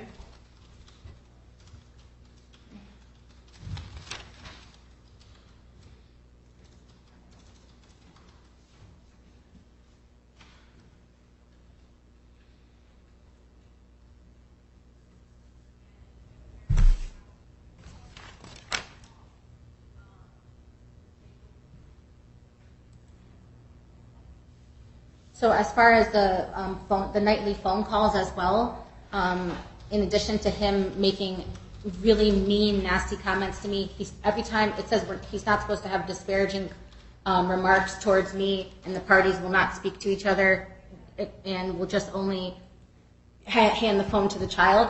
I've recorded, and I told him in our family app that all calls I have with him to call my child are recorded to be able to have as evidence in court.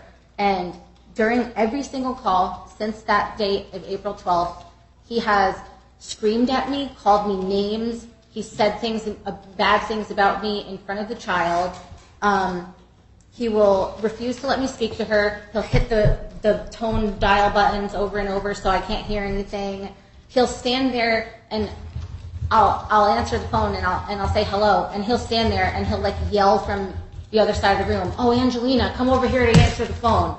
He won't like walk over to her and hand her the phone. He's clearly in a different room, and what's really upsetting to me is that he constantly is saying these disparaging remarks towards me, and I've not said one single word to him at all outside of the parenting app. Why don't you tell me what it is that he says that you're describing as disparaging? He says, "Oh, you're fucking stupid." He says, "You're a loser. You're such a child. Nobody likes you. This is why nobody loves you." I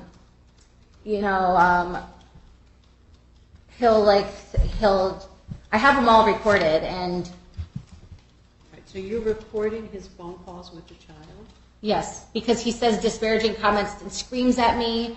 He's saying all these rude comments to me in front of the child, and not only that, but he refuses to let me speak to her. And on several occasions, like on this past Sunday, I tried to call. I called one time. He wouldn't give her the phone. He also insists on him holding the phone, and he will talk. Like, I'll say to him, every time I try to speak to the child, he interrupts, and he will respond. If I'm asking the child a question, "Oh, what did you eat?" "Oh, well, we ate this, we ate that." Like, he'll respond. And I get like frustrated because I'm not trying to speak to him. I don't want to speak to him. I want to speak to the child. And then he will refuse to let me talk to her. So on this past Sunday, for example, he refused to let me speak to her, and I called multiple times. Finally, he answered, and I heard him yell from across the room saying, "Oh, come over here, Angelina, to answer the phone." And then he, it sounded like he was going to put her on the phone, and then it sounded like she hung up, and then I tried calling back 11 times. I left voicemails. Each time I called, I recorded myself leaving a voicemail to document the time and everything. And he did not answer. He refused to answer. He only answered the one time, and he just let her run away, and he didn't even have enough decency to answer me in the app or anything, or to try to just let me say goodnight to the child. And he'll talk about me with his 14-year-old son, and he'll make insults saying she's. How do you know that? Because I hear them talking. He has it on speaker every time when the phone call, it's on speaker, and you can hear his son and him talking on the speaker when I'm trying to just say goodnight to my daughter. Okay. So I want it to be so all of our... What is it that you're asking me to order about the phone calls? I'm sorry? What do you want, are you asking me to change the orders about the phone calls? Well, the other thing about the phone calls is that when he calls, she'll start crying, and she'll have a meltdown, crying, screaming, saying, I don't want to talk to you, I don't want to talk to you. And, like, so I feel that this is, like, upsetting to the child, and it's causing her more anxiety and stuff, and he's, I feel, is, like, trying to manipulate the child and trying to say, don't talk to her, don't talk to her. So, you know, I feel like, you know, I do want to be able to have the ability to call my daughter to say goodnight, but I do wish that you would make it so all communication between the parties is limited to the parenting app. No communication through the parties during any phone contact, because every time he uses it as a means to say these nasty, mean comments in front of multiple children. And, you know, I've had conversations where I call my daughter, my 7-year-old is next to me, and he's over here calling me names, and it's being recorded. And so it's like, I don't feel comfortable with that. I don't want him to be able to speak to me at all, unless it's in the parenting app. And I want him to have to read it within 24 hours and respond. Okay. And same vice versa. Okay. Do you want to put some money in the meeting? I just wanted to just wrap up really quick, Okay. because I don't want to lose an opportunity to say what I have to say. It's not a choice. I mean, you know, if you why don't you put money in the meeting? We'll come back in 15 minutes, and then you can finish up. Well, what about the financial discovery? All right. Well, that's a separate issue. I asked you. We're going to get to that last. All right. We're in recess, ladies and gentlemen. So the folks on our earlier case can come back up. Antar and Lodice, come on up. I think that this is my interpretation. It sounds like he left. Miss. Yes. So we'll just have to read it until.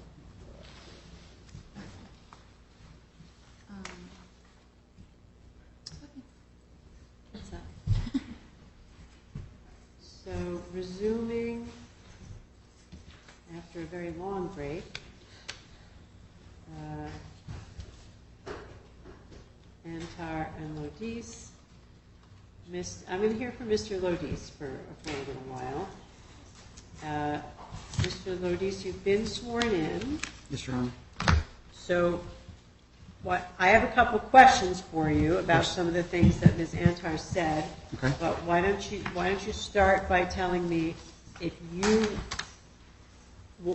want any changes to the current parenting plan, and if so, Yes, what I would. they are. I'd actually like to take over as primary residency for Angelina, and then I would also like to obviously readdress our orders that are in place because it would not match the primary residency. And why do you want primary residency? I just feel like that everything that Theodora has done for our daughter, or to me, or to our daughter, I should say, is nothing but hurting her. And do you want me to start going through everything? Well, look, I don't think I have a motion before me from you to change. Yeah, I don't understand how you didn't, considering I filed it and everything. All right. Well, let me just. There's a lot of motions. Let me make sure I'm right. Earlier you guys said that it was not served.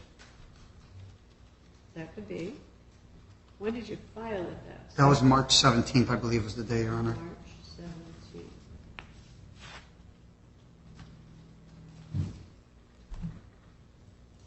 All right, so I do see a motion to modify. I think that might be the mother's.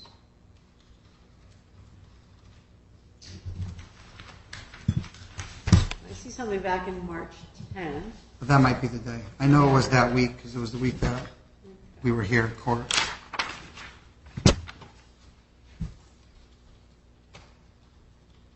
And how did you provide notice to the mother of that motion? I gave it to a, Marshall. Marshall?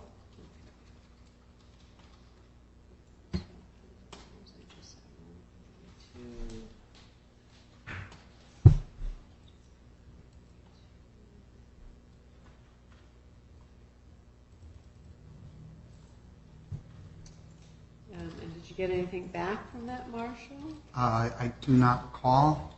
It was a while ago. I don't think so. Let's see a return of service in the file for that. So would you take a look? Because there's a lot of motions in here. All right, so let's put that aside for a moment. Why don't you tell me about some of the requests that the mother is making about changing the access schedule and the Sundays? And Yeah, I don't want to lose. I only have 2 days off a week, and I get to see my children on those days. I would definitely don't want to lose that Sunday with my daughter, especially considering I have my other children that day. Are they with you every other weekend? Or No, every week. Every weekend? All right. So what about the issue that the child's never with the mother on the weekends? I mean, that's kind of a... I would be open to that, but the only thing is I just want to have, I feel like there should be a limit on that because she's the kind of person who will take advantage of any loophole there is in our agreement, like she's been doing all along. And so I want to make sure that if she does that, it's not going to be, okay, every single week she's like, hey, I want Angelina this week. Hey, I want Angelina this week. Well, I agree it should probably be a fixed weekend, like the last weekend of every month, or the first weekend of every month, or something like that. I agree you two need a schedule. So is that something that you would consider? I'm asking you. You're asking me? Yeah, I'm asking you. Oh, I'm sorry. I mean, yes, I would be open to that. All right. And when would you want, if let's say Angelina was with her mother, the second weekend of every month, when would you want to see Angelina that week? To make up for it, you're saying? Yeah.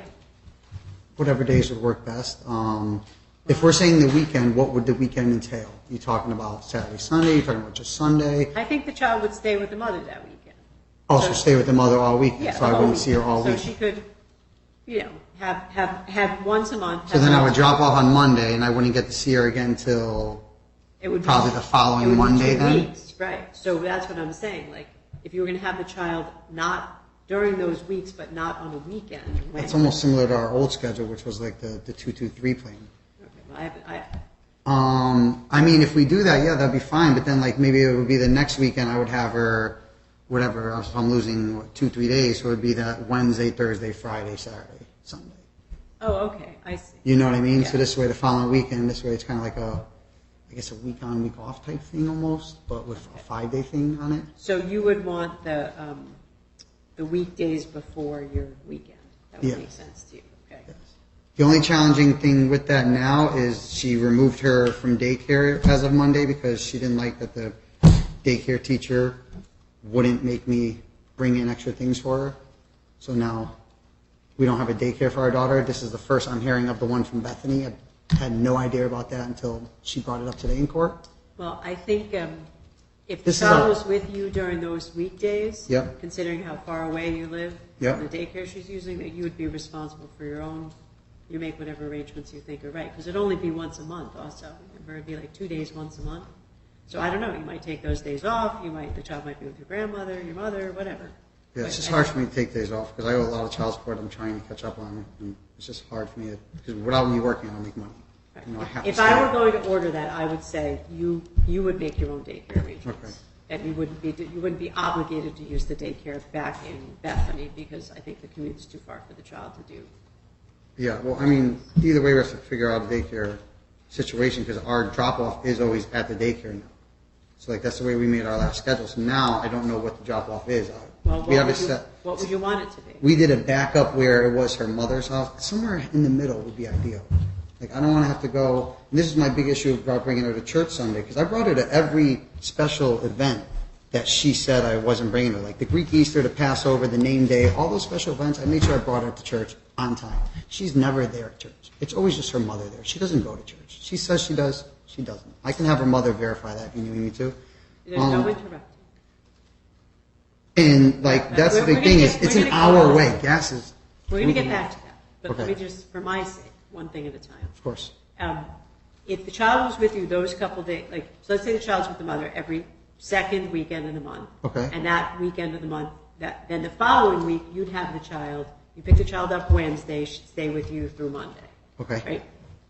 You're going to make your own daycare arrangements? Yeah, I can do that. You can do that. I'll figure it out. Now, the next question is, if we're not doing pick-up and drop-off at daycare, where would you want it to be? Somewhere in the middle? Somewhere in the middle would be ideal. Okay, but we're talking about early in the morning. Yes. So I have to, on Monday, I have to drop my other children off at their school. So their school is, the last one gets dropped off at 8:10 is bus comes. So I leave Southington at 8:10. Okay, so you could meet her with... Waterbury. Our old meeting place was the best. It was Naugatuck because it was right in between everybody. It was in between my ex-wife, my mother, her parents, her house. Like that Naugatuck spot is right in the middle of all of I it. don't remember where that was. It was the Cumberland Farms in Naugatuck. And I picked the Cumberland Farms because it has a lot of cameras in case there's any issues. Okay, but there's probably a million Cumberland Farms in Naugatuck, so which one? It's the main, the one on, I'm going to name the street. It should be on our original order. I don't have a copy with me. All right, I'll find it. Okay. Okay, so that's your suggestion? That would be my suggestion. The old order, okay. Now, she's saying that there are Sunday events, church events that you didn't get the child to. Yes. In May, in the last 2 months. Do you want to comment on those? There was no events. The only things I didn't bring her to was the church every week, and because I can't afford to drive on my days off for my children, I can't drive all the way from my house, all the way to Orange, bring her there, sit there for 2 hours, twiddling my thumbs, and then drive all the way back. Lose 4 hours of that morning. Okay. My car is struggling right now. I am having a lot of car problems, which I'm hoping to get resolved in the next couple of weeks. But it's going to cost more than I could afford right now. So long distance, it took me an hour and a half to get here today because I keep having to pull over, shut my car off. Okay. What about Our Family Wizard? I'm sorry, what about what? The wizard, Our Family Wizard? Yeah, Tell me so about that. when that happened, I downloaded it 3 days later. I didn't download it first because when we first discussed it in court, the judge says, there's 2 ones you can use. You can use App Close or you can use Our Family Wizard. And she was telling me at the court that the App Family Wizard is only $99. So I said, fine, you know what, we can do that one. When I looked it up, it ended up costing me $340 because I had to pay for myself and her. So it was $340 for just a year. So every year now I have to come up with $340 for the app. So I was asking her, I wasn't refusing. Why were you paying her share? Because she won't pay it. She'll just say no. I think you were each supposed to pay your own share. Okay. All right, we'll get back to that. And then I asked her that whole week, those first 3 days, I was like, can we please just use an app that's free? I really can't afford to shell out $340 right now, especially since I had to give her money for the party also, which I also want to touch on that too. We're going to get back to that. Okay. And then she kept saying, well, stop harassing me, stop calling me, and that's when the police called, and I was like, fine. So I borrowed the money from somebody and paid for the app for both of us. And then I sent her the email, and then 3 days later, she finally responded and signed up. And when was that? I believe, I want to say, it was like the 18th, 4/18. I can probably verify it on the app. Or my email. Tell me about the birthday party.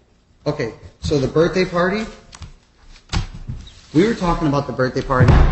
She sent me some screenshots where she was looking at the birthday party. Nothing was finalized. She was saying, here's what's available, blah, blah, blah. And it was $400 for the birthday. So I said, okay, I'll send you 300. I was like, and that allows, 600 total. That allows 200 extra to get cake, decorations, whatever other little things you want to get for the party besides the 400 for the actual party. All right?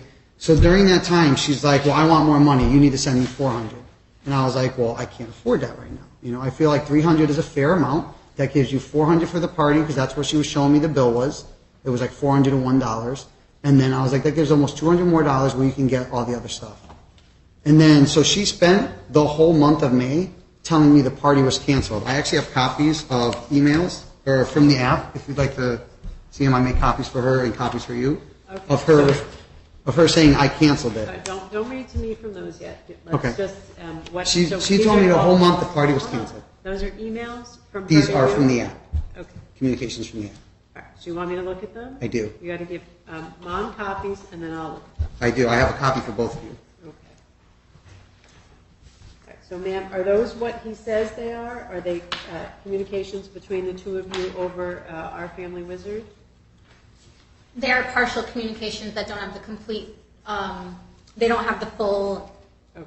transaction. So, but they are what he says they are. They are partial communications. Okay. So those can be entered as a full exhibit then. They'll be, who's who here? Defendants. All right, defendants A, thank you. All right, let me take a look at these.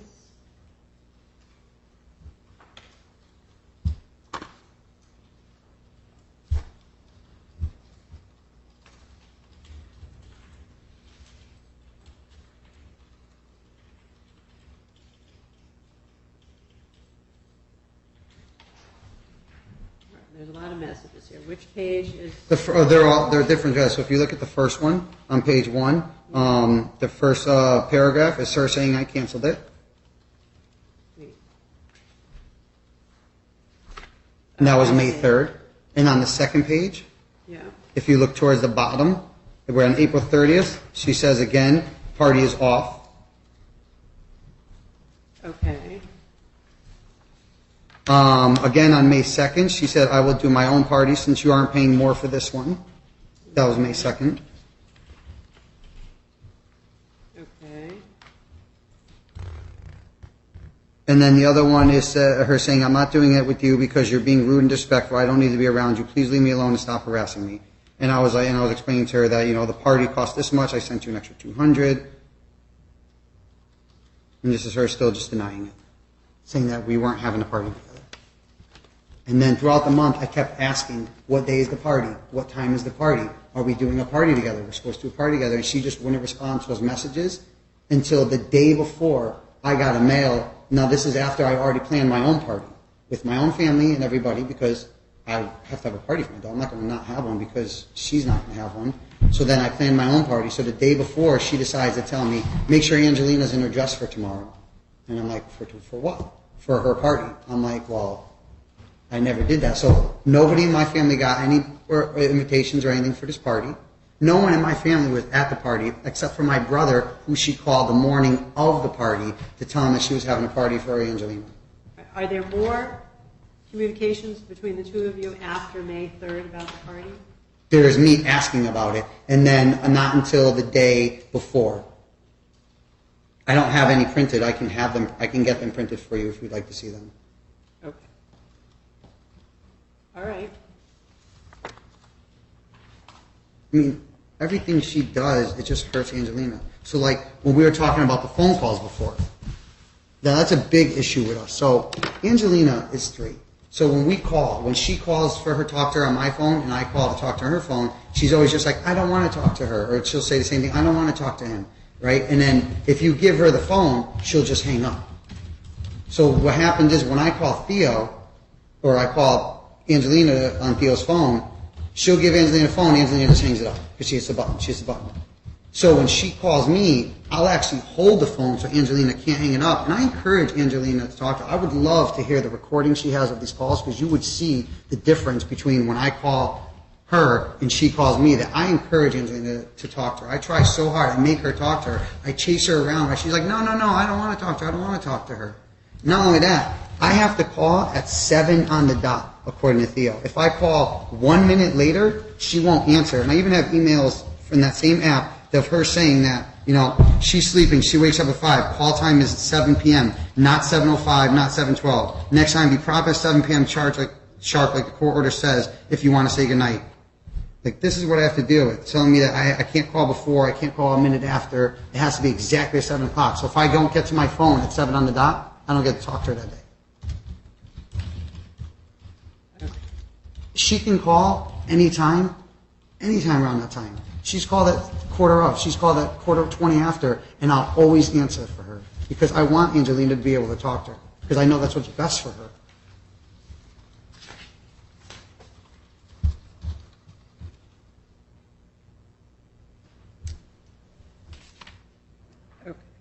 Okay. She indicated that the child support has not been paid. Is that accurate? That is accurate. I am behind on child support. My bank accounts are empty. One's negative. The other one has like $12 in it. I'm struggling right now. I'm having trouble getting by. Are you working? I am working. What do you do for work? I'm a contractor, self-employed. Oh, that's.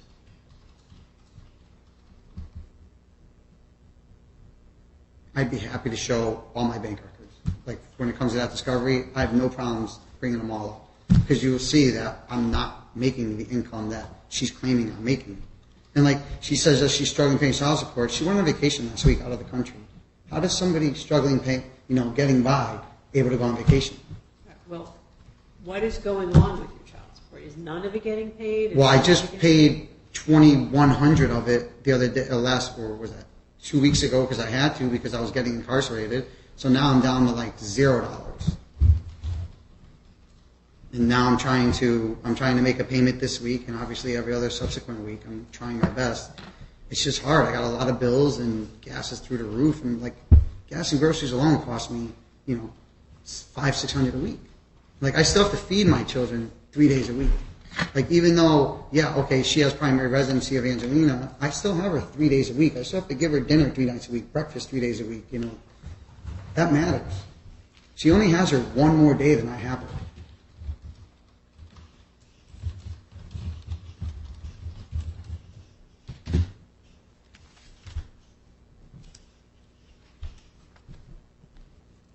I've been paying the daycare on time every time.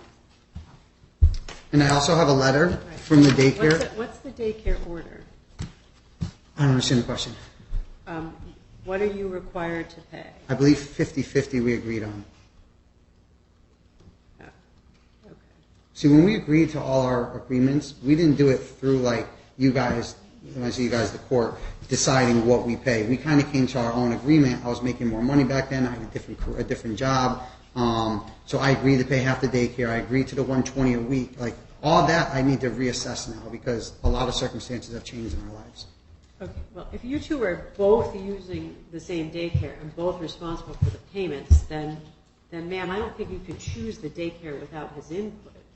Like, I didn't realize that you're supposed to each pay, you're sharing the work-related daycare costs?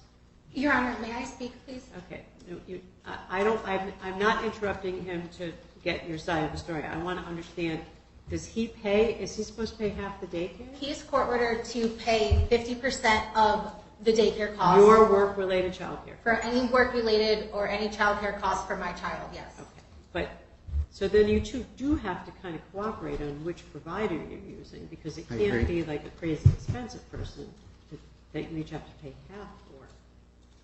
I thought you were each paying your own work-related daycare costs. And what's all right, so who do you use for work-related daycare? well, I had the advantage of taking Angelina on my time off. Okay. So if we change that, then we have to. Then I'm going to have to find my own daycare on those days. Then we're going to have to make different rules for the daycare. Okay. So if I enter orders of that keep the child with the father during your work weeks, then we'd have to make some arrangements related to the daycare. Okay. What? Can we make it where we just pay our own work-related daycare? Like, isn't that what child support partially is supposed to cover? No, child support has three parts. It's got child support, which you pay to each other. It's got work-related daycare costs, and it's got medical costs. But I misunderstood your situation. That was my mistake. So she has a schedule that she makes herself. Like, she can schedule appointments ever. So I have to pay for a full week of daycare. So do you. You're both self-employed.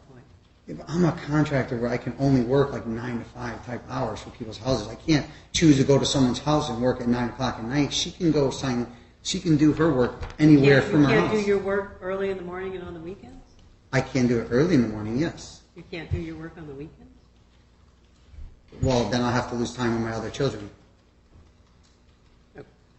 All right. What else? We have a few more minutes before we have to lunch. We have to take lunch break. So what else did you want to tell me? She's saying I moved around a lot. I didn't. I literally was at my mother's house until I got my own place, and those are the only places I've lived. She's saying I'm having different women around my daughter all the time. I don't have any women around my daughter except for the one I have been currently seeing for a while now. She says I use drugs. I don't use drugs at all. She's just trying to like throw things to like soil my name. She says I'm creating emotional damage for my daughter, which is the opposite because she's creating emotional damage. That's why I was applying for the custody because she had been refusing to take her. There was weeks on end where she didn't even see Angelina. And the reason I did say that Angelina doesn't know her because Angelina doesn't. When Angelina's with her, she spends most of the time with her mother, not with Theo. And like finally, since our last court date in April, she has been following the agreement and taking her. But prior to that, there'd be weeks on end she would just refuse to take her. And I have plenty of emails and stuff that prove all that. Right now, even when we left court, our last court date with you, and we went outside, she followed me to my car, even though we had just, or might have been Portland, we had just decided the new pickup time and where it's going to be, and she followed me to my car, and then stood in front of my car, refused to move until the cops came. She ended up getting arrested for filing a false report and disorderly conduct, and now there's a restraining order against her, protecting me from being harassed. All because I wouldn't go pick up my daughter early because I couldn't because I had an appointment to go to. You have a protective order against her? Against her. Which court did that go to? To here. You went across the street? The one over there. Okay. Like everything has been harassment. She's emailed everyone in my family. I can't even post pictures with friends because she'll email them. She'll send them pornographic pictures. She sent my own mother pornographic videos she found of me from years ago. My own mother, she sends them. Like pornographic pictures that I've sent to her, that we've sent in private to each other, she would send to my family, my friends. I have like 25 different people who are willing to come in and testify on her harassing them. She's unstable. She's not showing that she can be a good mom for Angelina. And another thing on our agreement is we set it up where on Fridays she can bring her to my mother's house. And when we were setting up the agreement, I was like, okay, don't bring her past, earlier than 9 o'clock. So do it like, anytime after 9 a.m. Now, for her to like attack me now, what she's been doing, she brought her last week at like 9 o'clock at night. Like she's telling me that our daughter goes to bed at 7 when I'm calling, that I can't call later than that. But then she's bringing her to my mother's at 9 o'clock at night. She's just doing everything she could to try to just make things difficult for us. And it's only hurting Angelina. It's not hurting me. It's hurting our daughter. And our daughter is telling me all the time, like, I don't want to go back to Mama's. I'm like, you have to. I'm like, I don't know what to tell you. Okay, we are gonna break until 2:15 for the lunch recess. Okay. And then we'll come back at 2:15 and we'll finish up with you, and then I'll have some questions for you, and we'll see where we're at. So I'll see everybody at 2:15. I think they could probably leave their stuff, right? Yeah, so you can leave your things on the table because the courtroom will be locked. Yes, ma'am. Your Honor, I'm asking if, due to all these false allegations he's just stated and the fact that I wasn't allowed to, I feel I'm being treated unfairly. I wasn't allowed to give any of my evidence, but you willingly took his evidence, and I asked for an attorney when this first began, and I was denied that right. I would like an attorney, please. I don't feel that I'm being treated fairly. I'm feeling that this is unfair bias towards him on your end, and I feel like I'm being treated unfairly by this court, and it's an unfair bias. I'd like an attorney. I have over 90 exhibits that I prepared for today's court date. Ms. Antar, number one, I've already addressed your request for an attorney. Number two, you didn't offer me any exhibits. So it's not that I didn't take them, you didn't offer them. So if there's something that you want me to look at, then we'll do exactly the same thing that I did with the things that he wanted to look at. But he said, I want you to look at this. You never said that to me. I didn't know you had exhibits. I was interrupted multiple times by you. Yes, ma'am. You are interrupted because you never stop talking. The only way that I can get you to listen to me is to interrupt you. I don't normally interrupt litigants, but this is the experience that I had with you the last time you were here, and this is the experience I've had with you here today. I do listen to you, but you go off in different directions, you don't stay on the subject, and when I'm asking you questions, you don't answer them. So as a result, you get interrupted by me a lot, because I've got to get certain information out of you, and you're not volunteering it. So yeah, you're getting interrupted, and I know that's frustrating for you, but I've got to get certain information from you. And you're telling me a whole bunch of stuff that doesn't matter for the motions that you have on before me. So when he is done, and I have some questions for you, if there are things you want me to take a look at, we will go through the same exercise. What are they? Are they admissible? We will do the same thing with the things that you want me to look at. But we'll have to do that after the lunch recess. As for the attorney request, I've already addressed that. I will see everybody at 2:15. I just want to confirm, am I being denied the right to an attorney? Ma'am, we don't appoint attorneys in family. If I want an attorney, do I not have the legal right to hire an attorney to represent me in this case? Ma'am, you can hire whoever you want, but you can't have your case continued because you want a lawyer, because the case has been scheduled for many months. Well, why are we hearing his motion that he never served me on? I was never served with that motion. I will see everyone at 2:15. Thank you. We're in recess. All right. Recess. Okay.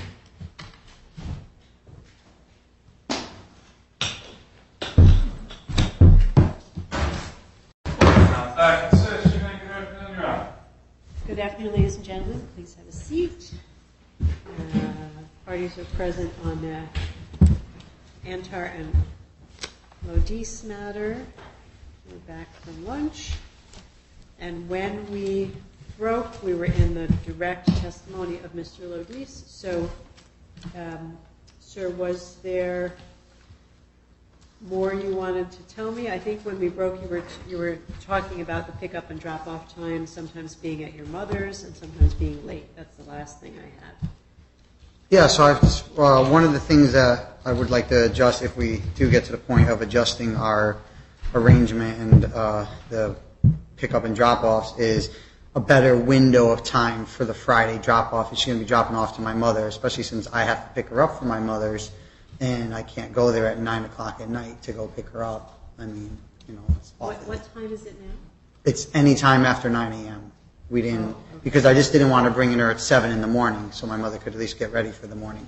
So what time would you like it to be? Any time between 9 and 11. 9 a.m. and 11 9 a.m. and 11 a.m. Okay. Would be good. Okay. All right. So,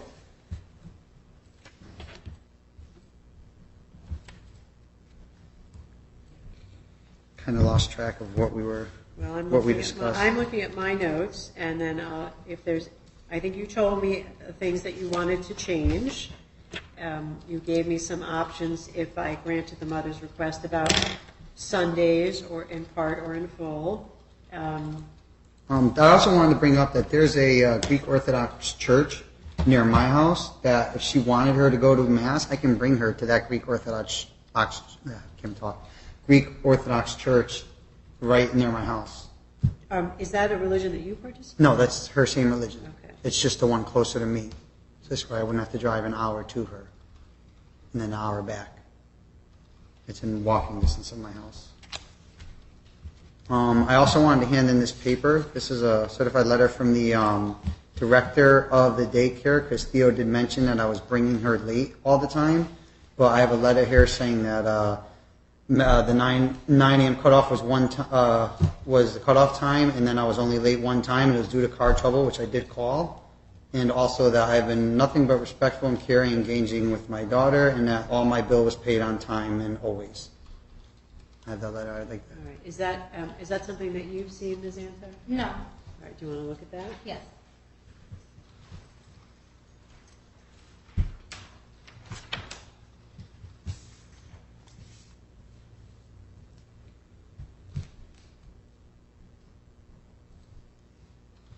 I'm going to object to this because there's information here which is not factual, and I have evidence to prove otherwise. So you disagree with the contents of the letter? Yes, and I don't think this isn't even a real email. So I don't think this is authentic. I don't believe that this is even. I can pull the email true. thread up on my phone. And I actually, the people at the daycare sent me my own communications, which I'd like the court to see. Okay. Well, we'll take that communication that he offered, and you can offer yours when we're hearing from you again, and we'll see where we're at. It can be marked as a full exhibit. Okay. So I want to be mindful of the time. Is there anything else that you wanted me to hear I mean, about, sir? I can go through piece by piece, email after email, different things of like just showing her inconsistency with picking up our daughter. I mean, I have at least 5 or 6 different times of text messages and proof that she was just refusing to take our daughter when it was her time. So then I would keep our daughter all week. What's the window of time you're talking about? All the way from last year up until, pretty much up until the last time we were in court when she realized that it was getting serious, and then she started following the agreement. Okay. So the motions I have before me for the most part are about what's happened since the last time you were here. So you can hang on to those. They may be relevant for the overarching request to change custody, but they might not be relevant for the present motions. Okay, and another thing I wanted to bring up is the daycare. I mean, we are already been through 3 daycares. She got her kicked out of 2 daycares, and then she removed her from the last one. I just feel like the inconsistency with that, finding a way to, I don't know what the word is, like I guess navigate finding a daycare that works, that she won't cause problems at, that Angelina won't get removed from, or that she won't take her out of every time that a little hiccup happens. Why do you think the child's been moved from daycare? So the first daycare, when Theo and I originally split, I ended up seeing one of the daycare teachers, and Theo went in there and made a big scene because they wouldn't fire the daycare worker because it's not against their policy. So they're like, well, we can't fire him. She's not doing anything wrong. So she started swearing and yelling in front of the kids, and so they were like, all right, well, your daughter can't come here anymore.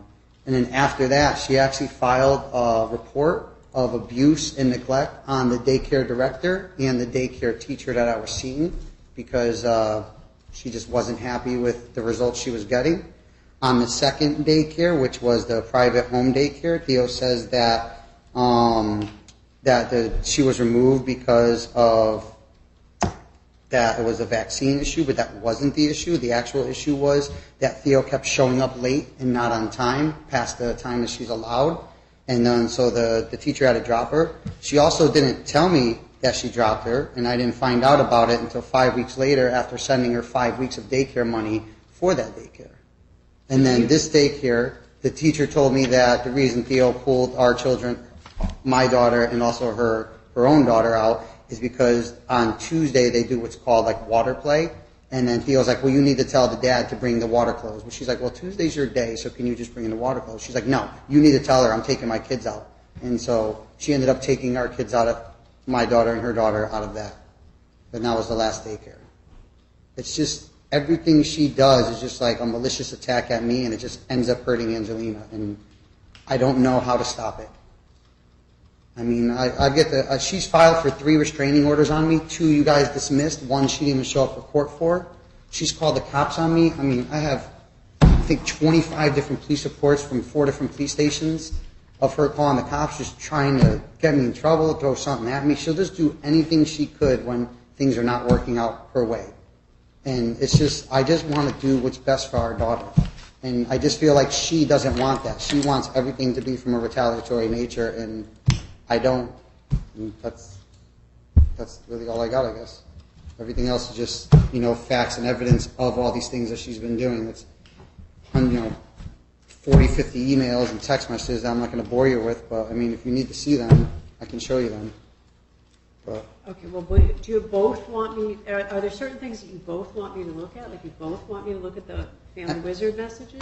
I mean, I could show you, a lot of the messages are before we started Wizard, but I guess you said it's everything since April, so I guess none of that really matters. So I guess everything that's prior to April doesn't matter. So. Well, not for today's hearing. I will tell you that, I'll tell you both, that I've heard enough between the 2 of you that I'm very concerned that the long-term custody orders for your custody and access orders for your child are not working. I'm very concerned about that. That the level of conflict that you 2 have is not good for your child. That the number of the time she goes back and forth, it seems stressful. The number of different daycares she's been in is not ideal.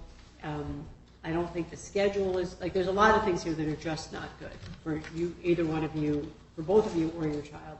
So I am going to make some temporary orders today, but But I think the final orders regarding custody, you both have requests to change custody and change the access schedule. I'm probably going to have you speak with Family Relations about that when we're done here at 3:30 and have them screen you for appropriate services. I told them that I think it might be appropriate for a full custody evaluation so that they really look into everything you're both saying.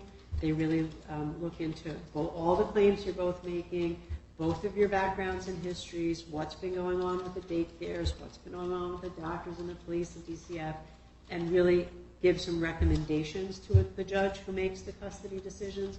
I am very concerned that this is like too high conflict and that we need to make some orders that are definitive and will last. So when we are done here today, I may issue temporary orders. The final orders will be pending the outcome of Family Relations, what they think, what services they think your family would be appropriate for, and then when those services are done. So we made you temporary orders today, but that's a long way of saying a lot of the materials you both brought with you today might be better suited for that process or that hearing or both. That's what I'm trying to say. Understand. All right. So I'm going to be back with you in a minute, ma'am. I want to make sure I'm done with him, and then we'll return to you, and then we'll finish up. Is there anything else, sir, in the short term that you wanted me to look at or hear about? No, I guess just I feel like if we're like you're saying, if we're going to go over the temporary orders, then we do need to figure out, very in detail about what each thing we're doing means, like the pickup time, place, drop off window, the call that we do on 7 o'clock, maybe like a 15, 20-minute window that we can make that call in. Just like little details like that. That's kind of been loopholes I feel like have been kind of misused, and I don't want to see misused anymore. Okay. I think you have explained all that to me. All right. So, ma'am, I will hear from you about not everything all over again, but like things that you raised or things that, if there's things that you wanted me to look at, remembering that I'm going to keep them to the kind of window of the more recent events. So what do you have in mind? Okay, I just wanted to start by saying that the letter that I received from the court on April 20th stated that today's hearing was supposed to be a mandatory resolution plan date with family services in order to go over everything. And I just want to say that we never had the opportunity to even speak to Family Relations today. As soon as I came in, we were thrown into the hearing without any discussion from them. Second of all, I just wanted to say that none of the defendants' motions were set for being heard today. All the motions were for my motions for contempt, my motion for modification of visitation in custody, my motion for financial discovery, my motion to dismiss his motion I never got served with. So I don't feel comfortable with any of the orders being changed. I don't agree to that, and I did speak to an attorney over the course of the break, and before anything gets changed, I want to be able to hire counsel and have adequate counsel take over. I feel that it's unfair that the defendant is allowed to file a motion without being served. There's no proof of service. I confirmed with the court multiple times. I was never served. The last time he served me with something was in 2021. All right, ma'am, you filed motions to modify custody. Right. I filed a motion. So when you file a motion to modify custody, both parties can be heard on that motion. So just because you filed a request doesn't mean that he can't say, oh yeah, I do want things changed also. You're both allowed to do that on a motion to modify. Okay, so his motion number 142 that I was never served with, is that gone now since that was never served properly? Well, I'm not sure. I'm going to have to take a little time to look at the file about that. But the issue of custody and the access schedule is before the court by virtue of your motions. So even if you weren't served with his motion, it doesn't mean that I wouldn't be hearing motions today. Okay. So it doesn't mean I wouldn't be hearing those issues today. Okay. So I just wanted to say that everything that Mr. Lodice just said was completely false. I just want to start with what he said about the April 8th incident. So remind me what happened on So on April 8th, we appeared in court in front of you, and that was the day that you kind of got mad at us and told us to leave. But during that hearing, that was supposed to be for an emergency ex parte motion of custody, which he states that I refused my child. I've never once refused my child. I was begging him for a very long time to be able to... Listen, I want to hear April forward, okay? I didn't, he said that, but it doesn't matter, because. Well, I'm that's just not responding to before what he me. said. I know, but it's not necessary, because that's not before me. We're dealing with more recent events. He told me that you followed the schedule since you set this new schedule, so that's fine. That's He the part also that he matters. also stated that in court that day we changed the schedule and then I followed him to his car and got arrested. That's not true.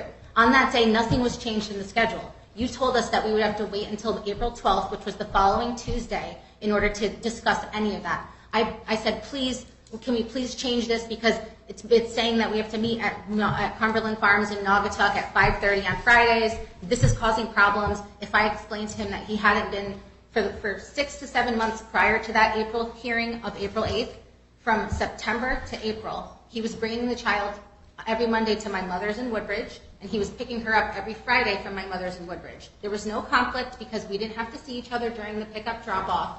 There was no issues. Then in March, he got mad. He started saying, from now on, I'm sticking to the agreement by the book. I remember you telling me all of So that. after all that, on that day when we left, you said to us that you encouraged us to resolve our issues and work together for what's in the best interest of the child. And just like I said that day, that's all I wanted to do is get along with him. I don't want to continue to fight with him. I said to him, listen, I have an appointment. I'm supposed to be meeting a customer at 5 o'clock in Oxford. The child is at Woodbridge at my mother's, which is about 15 minutes from this courthouse. He lives in New Britain, 45 minutes away. I said, it's almost 4 o'clock now when we left the court that day. I said, can you please just go get the child from my mother's? I have to go to be in Oxford for this appointment. He says, no, I'll see you at 5:30 in Naugatuck with the child. I said, I'm not with the child. It doesn't make sense. When we made that agreement, he says it was because it was halfway between both of us. That's not true. The only reason we chose that was because it was on my way to and from work, and I used to bring her with him. What he said about the daycare? Let me stop there. Yes. I have questions about that. Okay. If you both have flexible work schedules, why can't you meet in the middle to exchange your daughter?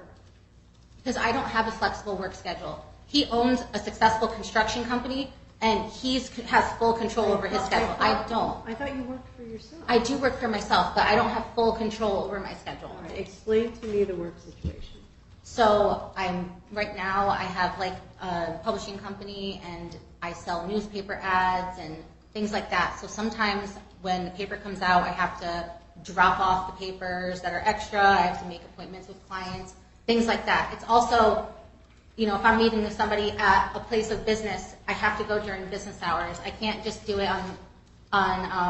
What I'm asking is do you get your own clients, or do you work for somebody else as an independent contractor? That's what I'm trying to understand. I get my own clients. So to a certain extent, I can control some parts of it. But what I'm saying is our schedule from February, from the last time when Judge Price Borland on April 12th ordered the change, all she mainly changed was the drop-off point. She got rid of that Naugatuck thing. And the only reason why I agreed to at first, I said, I'm having her in a new daycare, which I would just like to start by saying about the daycare, because that was something that you brought up saying that you were concerned about, but the way he's saying it is simply inaccurate. The first daycare, she was not kicked out of. I enrolled her in that daycare when she was 2 months old, and she was going there full time. It's the same daycare that my 7-year-old attended for 3 years. So I felt comfortable with that daycare. I found out in 2020, in December of 2020, that he was having a relationship with an 18-year-old daycare teacher. You were way too far afield for me. Okay, but he said... I said April of 2022, and you're in another year. But you're saying, why is she changing so many daycares? It's extremely important that you understand this. She did not get kicked out of the daycare. I have printed emails from the school. When I emailed them and said to them that the issue was that, one, she was having a relation... The girl actually complained that he was sexually harassing her. And the school was aware of it. They said no communication between him and the teacher unless it's through the Hi Mama app or through email through the school directly. The school, I have emails from the director, Dawn, stating that no communication between the two, which the girl was 19, he's almost 40. He has a very bad sex addiction, he has mental health issues and substance abuse. Okay. Stop. I asked you why you can't, if you both are self-employed, why you can't meet in the middle instead of meeting at daycare.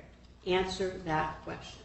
can't have anything to do with his age or, tell me that. That's what I'm asking you. Because that's not what we agreed to, and also on my schedule is I going to be... understand that's not what you agreed to. I'm trying to figure out how to have less conflict for your child. So tell me why you can't meet in the middle somewhere, or why he can't drop the child at your mom's, or you can't drop the child at his mom's. What's wrong with Here's the those thing, he had no problem dropping the child to and from my mother's for 7 whole months. I'm not asking you that. I'm asking you about the current arrangements right now. Why can't that happen? I think the current arrangements are absolutely fine. There's no reason to change it. Since April 12th, there's been no issue. I understand that that's how you feel.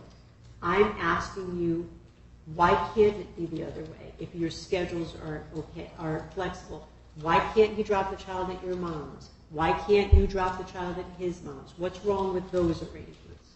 So our current arrangement states the reason why I agreed to this too. It states that on Friday I can bring the child to his mother's house anytime after 8:30 a.m. It doesn't say between 8:30 and 11 or you have to be by here. It says anytime after 8:30 a.m. I originally on April 12th asked for him to agree that he would just drop her at daycare on Mondays no later than 9 and pick her up from daycares on Friday by 5:30. The prior agreement said meeting at those times as well. It said 8:30 on Mondays, 5:30 on Friday. Are you not going to answer my question? I'm just trying to explain it. I'm trying to explain myself. So to answer your question, I understand you don't want to, but is there anything that prevents you from doing it? Let's just make a decision. I understand you don't want to, but is there any reason why you can't exchange the child at your mother's homes?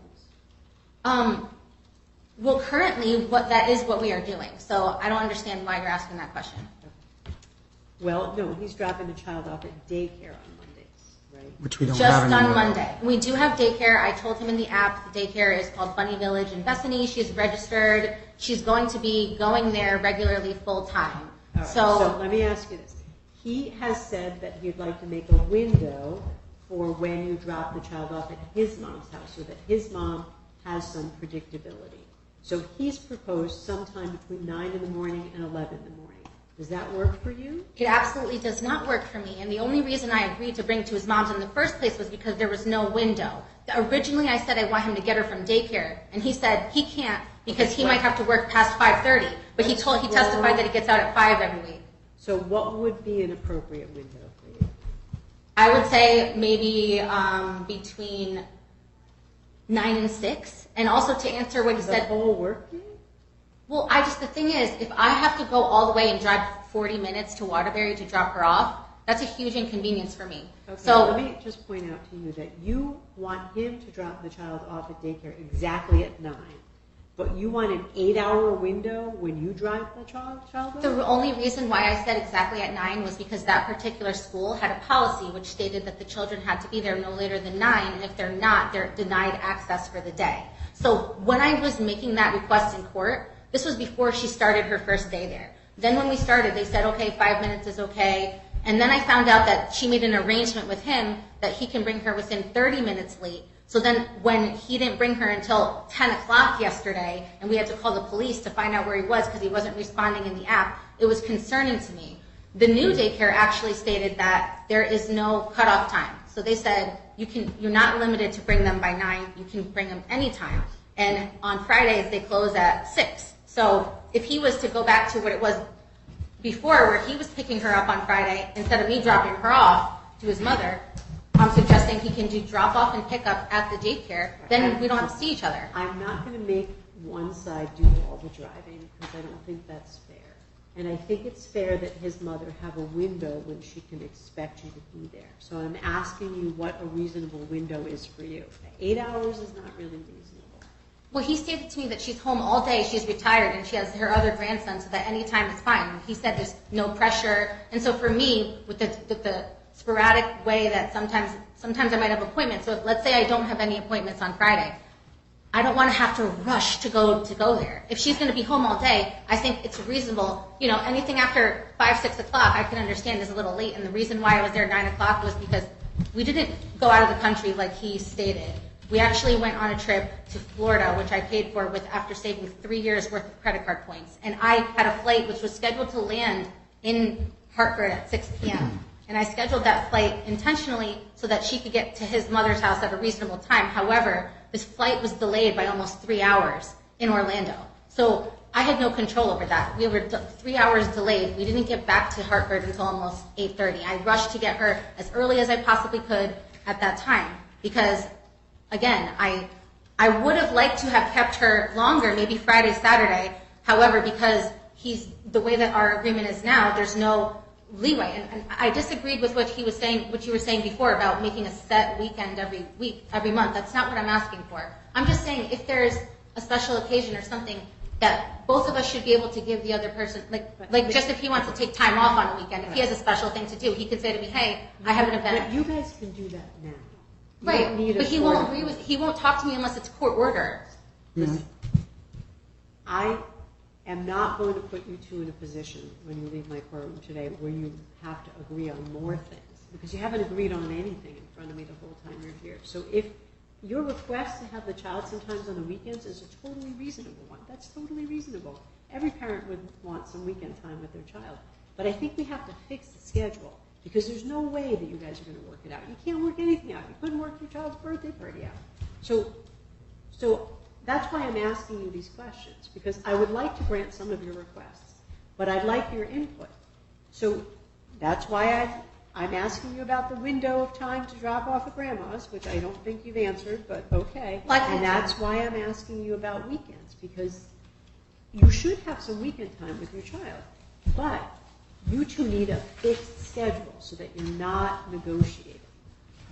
So do you want to revisit the window of time at grandma's? Otherwise, I'm just going to do what I think is right. I do want to visit it. Like I'm saying, usually the latest I ever brought her before that was 7 o'clock, and that's because I didn't have work that day and we were playing all day outside. 7 p.m.? 7 p.m. But they were all having a party when I got there. They were having a pool party, so it wasn't like everyone was sleeping or anything like that. There was 50 cars outside, so. I'm asking you about a reasonable window one last time, then I'm just going to do it. I'm saying I feel like maybe like sometime in the afternoon would be reasonable. I think giving me only 2 hours is too much pressure because I have a 40-minute drive. And it's a lot to get me and the child out the door. And I also have my other daughter who I can't even leave until she goes to school or camp.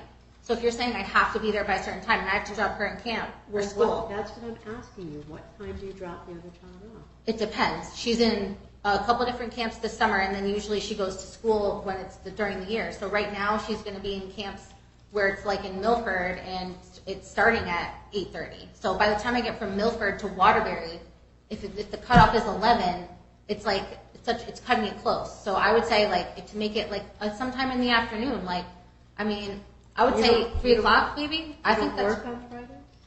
Like I said, sometimes it all depends. If I have no customers and nothing going on, it's been slow right now with the way things are. So I try to work as much as I possibly can. But sometimes if I don't have a set appointment, I might take my time in the morning getting out the door. So instead of leaving at 8, I'll leave at 10, 11. So let's go back to the weekend thing. Do you have a request about the weekends? Which weekends you would want? Do you want to tell me about that? I was requesting exactly what it says here in my current agreement, which I was hoping to match the same language, which states that if the mother has an activity with the child on the weekend, she shall notify the father 48 hours in advance, and she shall be able to take the child to said activity. If desired by father, said time shall be made up with a midweek dinner between father and child from after school until 8, drop off at mother's address. And that last part I'm flexible about. But all I'm saying is, let's say I have a friend and wants to plan a play date. Like I have a friend who texted me today asking me if I ever get the kids on a Sunday. So it's like, if I say to him a week in advance, hey, you know what, on this Sunday, I want to take her to the beach. Can I pick her up? I'm giving you a week advance. You guys can agree on that if you want to, but there's no way I'm going to put you in a position where you have to negotiate more, because you don't negotiate well. You two you're not good at that. So I think that's what I'm saying to you. I'm not going to do that because it's too much back and forth between the two of you. I also added here about, like I said, both parents shall be entitled to 2 non-consecutive vacation weeks. Parents shall give each other 30 days notice, and... Do you have a request for this summer? No, not for this summer, but I'm just saying in general, because I was thinking, about maybe planning a trip next year, and I wanted to do it for maybe more than a week, and it's not possible unless I can have those extra days. Well, that's true. Do you have a request for summer access? I have no specific request right now. I can't afford a vacation. Okay. All right, so I do want to be mindful of the time because we are going to finish up at 3:30. I thought I'd only have you guys for 2 hours, and I think we're pushing 4. So, Your Honor, may I maybe suggest maybe 8 to 12 for the Friday drop-off? It gives a 4-hour window, plus it's still early enough where my mother could take her in, get her ready for a nap, and put her to bed. Does 8 to 12 work for you? Right now it's after 8:30, so 8 is just impossible. I can't physically ever get there at 8. It's a window. I would like the window to be starting at 9 because that's reasonable for me. I can't start my day before 9. Okay. Does that matter? Yeah, 9 to 12 is fine. Okay. Well, that's Same even thing. shorter. Why don't we do 9 to 2? Okay. Stop. You guys are not doing this on my time. I'll pick. You know, he suggested exactly what you asked me for, and you said no. You asked me for noon, and he said noon, and you said no. He said 8. He started at 8. That's what I'm saying. 8 But to 12 is it's 4 a hours. window. So why is it only 3 hours and not 4 hours? Oh my goodness. Okay. Do you have anything else you want to share? Yes, I do. So, like I said, I'm asking that you rule on my motion to dismiss his motion number 142 because I was never served. Matthew stated at the 4/12/22 hearing that the judge said he had a choice between using AppClose and My Family Wizard. That's absolutely false. I just wanted to show this, which I wanted to give this as You evidence. have to tell me what it is. It's a court order. All right. Well, I have the court orders. Which one is it? What's the date of it? It's order number 439610. The date is 4/12/2022. Okay. I've looked at that, and it says Our Family Wizard. It says Our Family Wizard, so I'm just pointing out that he stated that she gave us an option. She did not. Also, the question came up about paying for it. It stated here on the same order, defendant father will pay the fees associated with the app. And the reason why is because during the hearing, he stated that he's willing to do anything it takes in order to facilitate communication.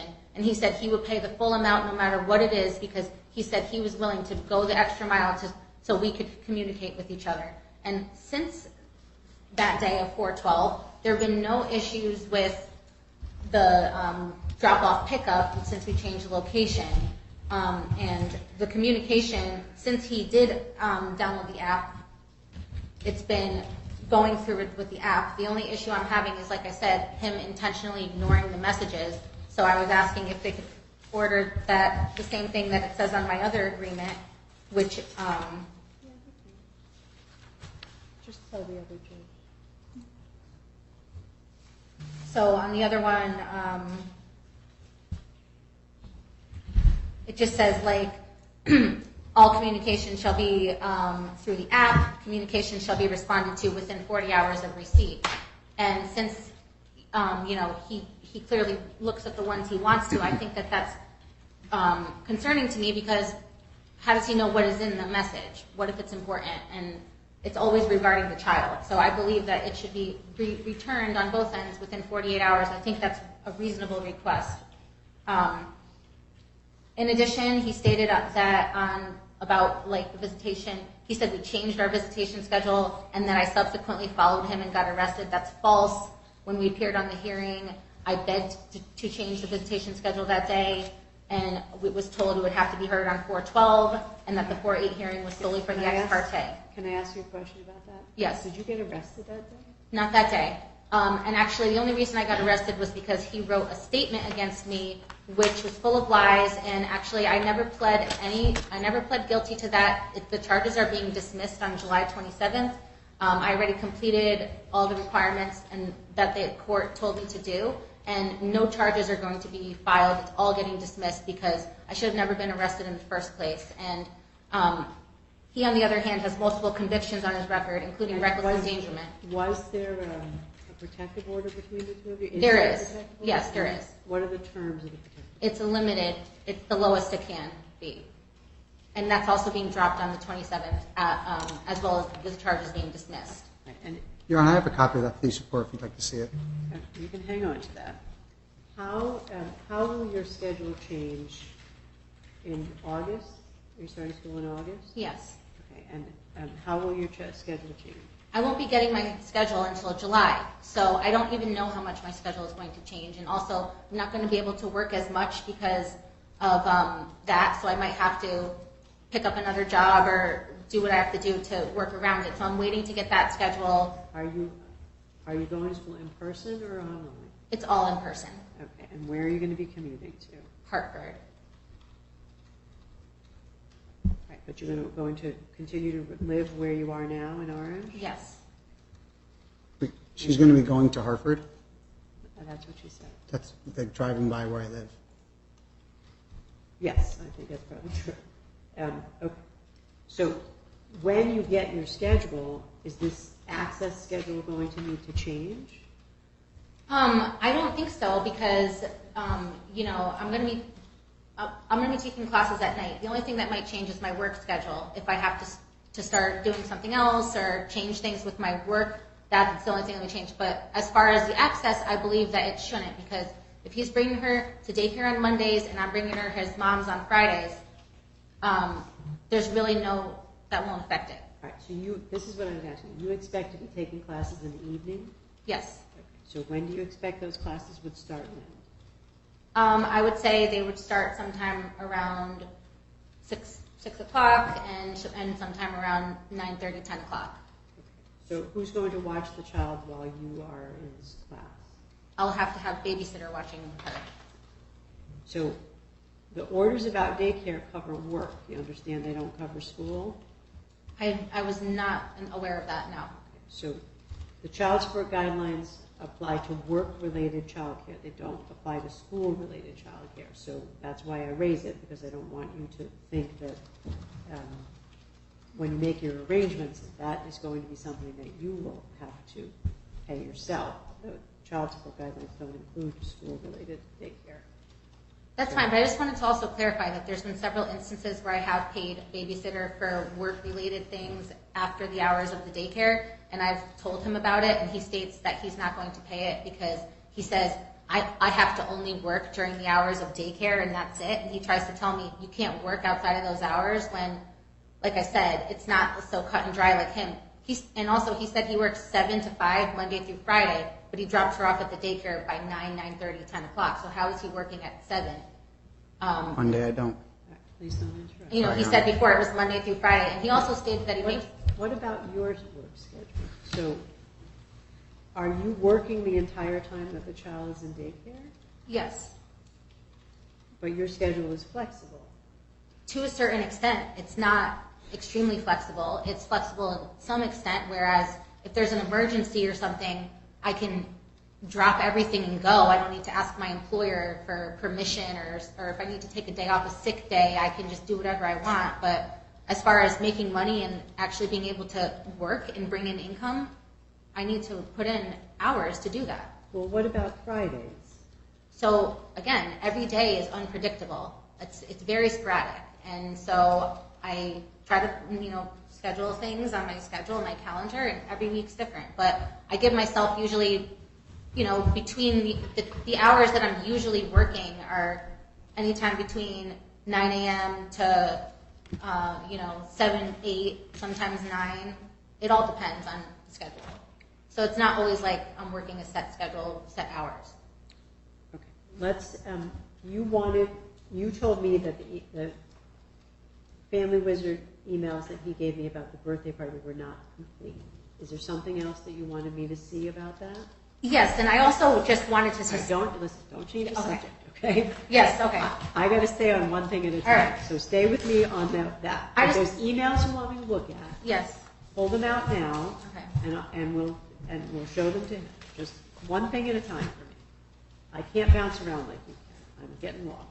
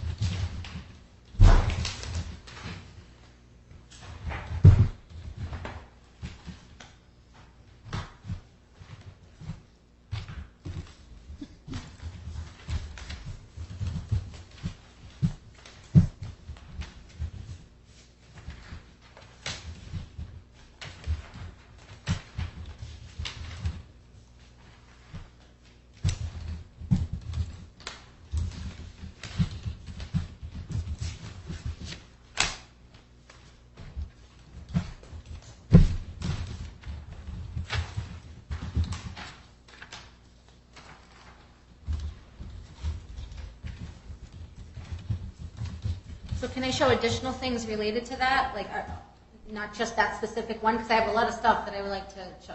Okay. I would like to start with those. Okay, let me try to find that specific one. Give me 1 second.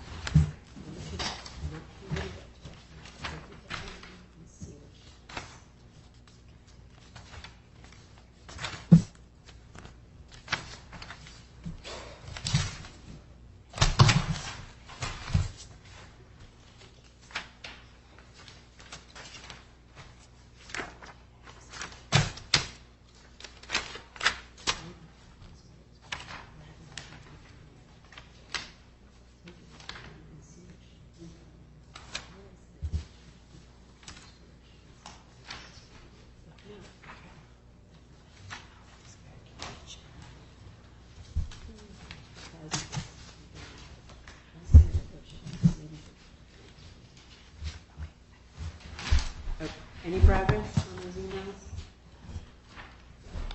I'm sorry, it's because you're asking for one specific one, and I'd like to show what I have. I'd like to. All right. Well, tell me what it is that you want to show. Okay, so the first thing that I would like to show is on here. This is a message from Family Wizard between the two of us, which is from April 28th, 2022 at 9:36 a.m. When he actually sent me a message asking me if I wanted to meet up with him for coffee, to have a coffee date and discuss details of the party. Okay, so that's fine, but here's the issue.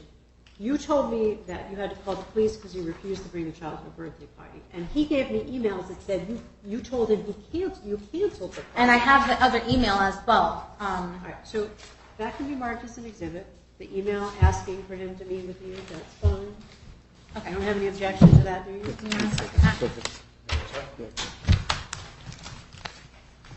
So I guess what I'm concerned about is that you told me he didn't bring the child, and he showed me something that said you canceled the party. So help me understand what happened there.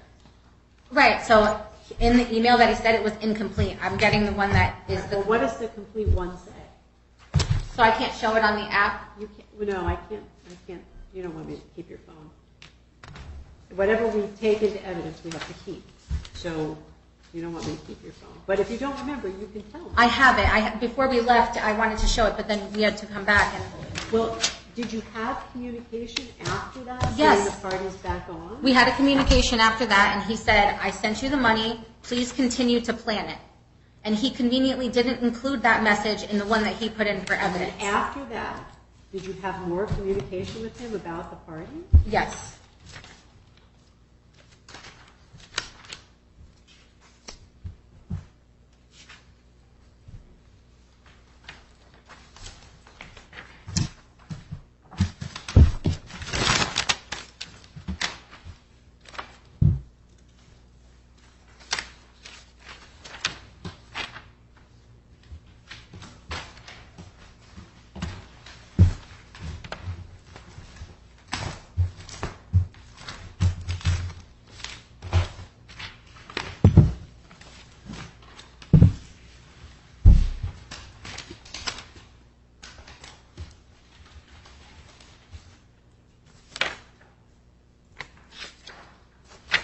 What were those communications like? Just tell me.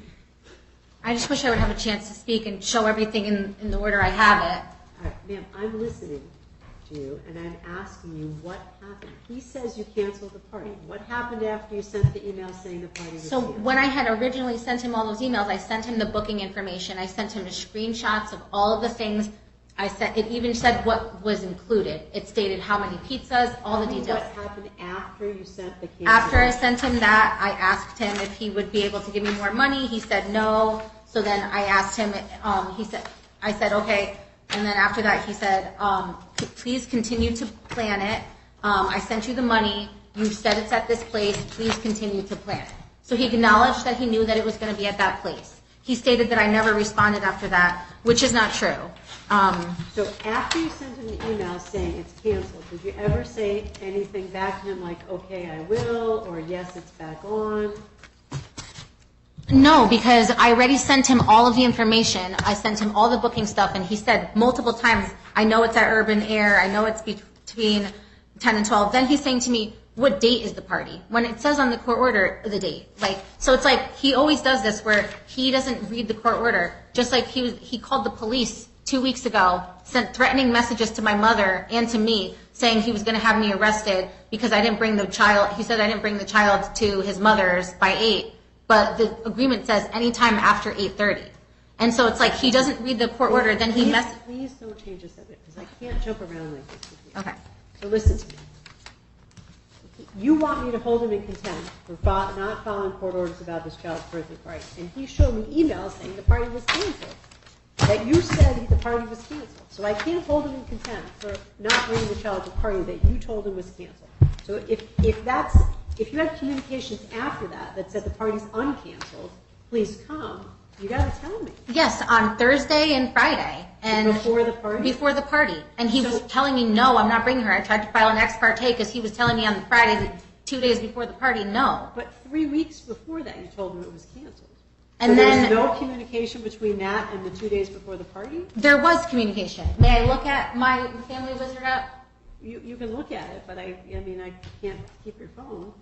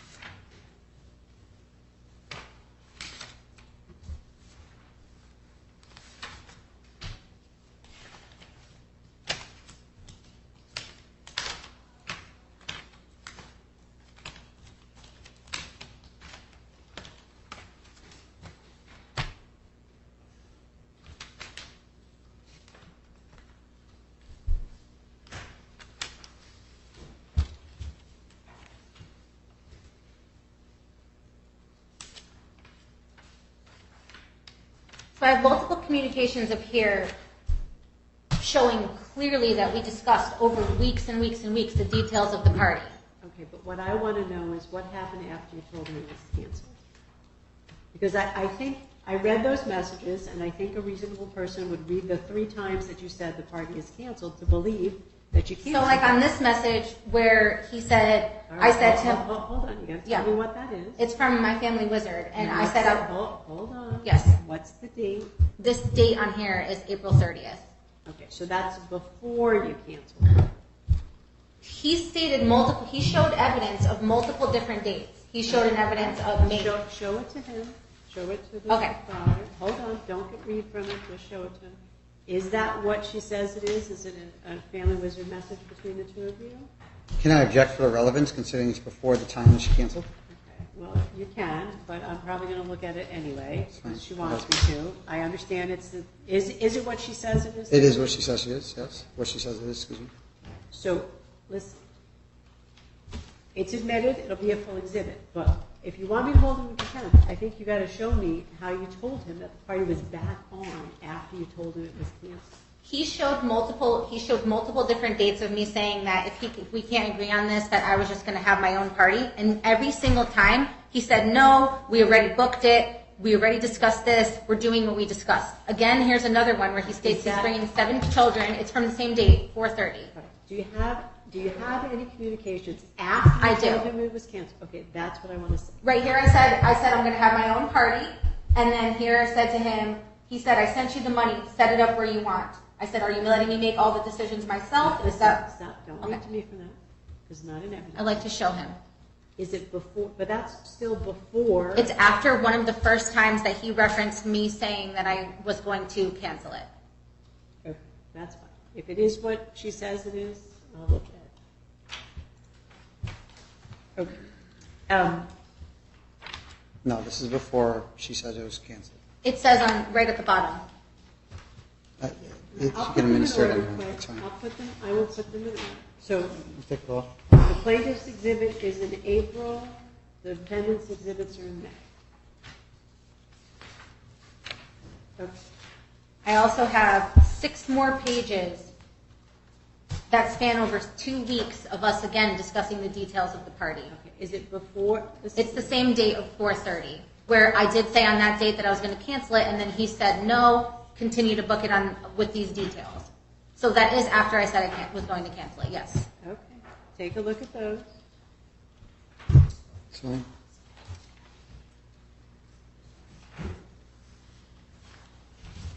Those can be marked as a full exhibit.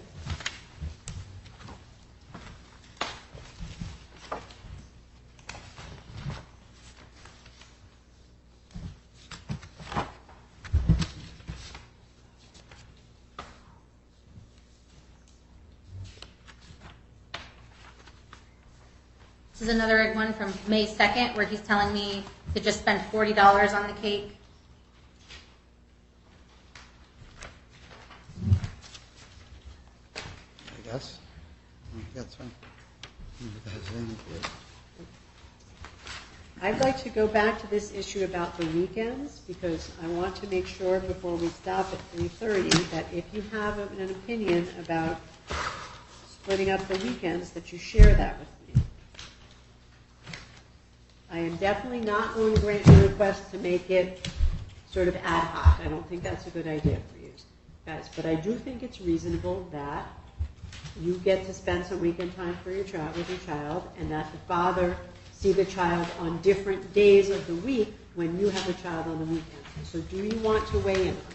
I don't agree with that because I can't commit to doing a monthly weekend with her. I have so much going on. I'm a single mother. I have a whole house I take care of by myself. That juggling school, work. The only time that I can ever get things done or pick up extra hours or things like that is the weekend. And so I was simply requesting that we have that so that in an event if I wanted to do a vacation or plan something special, I have that option. But if he's not willing to agree to that, then I'll have to speak to an attorney about this. I'm not agreeing to having a set weekend that doesn't work for my schedule. Okay. I'd rather have no weekends than given to his demand. Okay. Well, I actually think it was the other way around, Ms. Antar, that you asked me for some weekend time, and I imposed that on him, and now I'm asking you which weekend time you want, and you're telling me you don't want to schedule any weekend. I want to have the ability, like it says in my other court order. I want to have that same language in this court order. But you two can't do that, so I'm not willing to order. But we didn't have a chance to meet in front of Family Relations and discuss it. So the way, I just want to be clear with you, that the way the system works, the way the court procedure works, is that you only meet Family Relations once on your motions, and after that, you come see the judge. And that is what happened here. So there was no expectation today that you would be seeing Family Relations to negotiate, because you were set for a hearing today. So we are going to finish up, because I am very, very far over the time that I thought we would be spending together. You folks, I am going to issue some temporary orders on the existing motions. I'm not going to enter final orders on the existing motion, because the final orders are pending the outcome of your meeting and services with Family Relations. So you are going to leave my courtroom, go down the hall, meet with Family Relations, and they are going to talk with you and screen your family for appropriate services on the motions to modify the parenting, the legal custody, the physical custody, and the access schedule.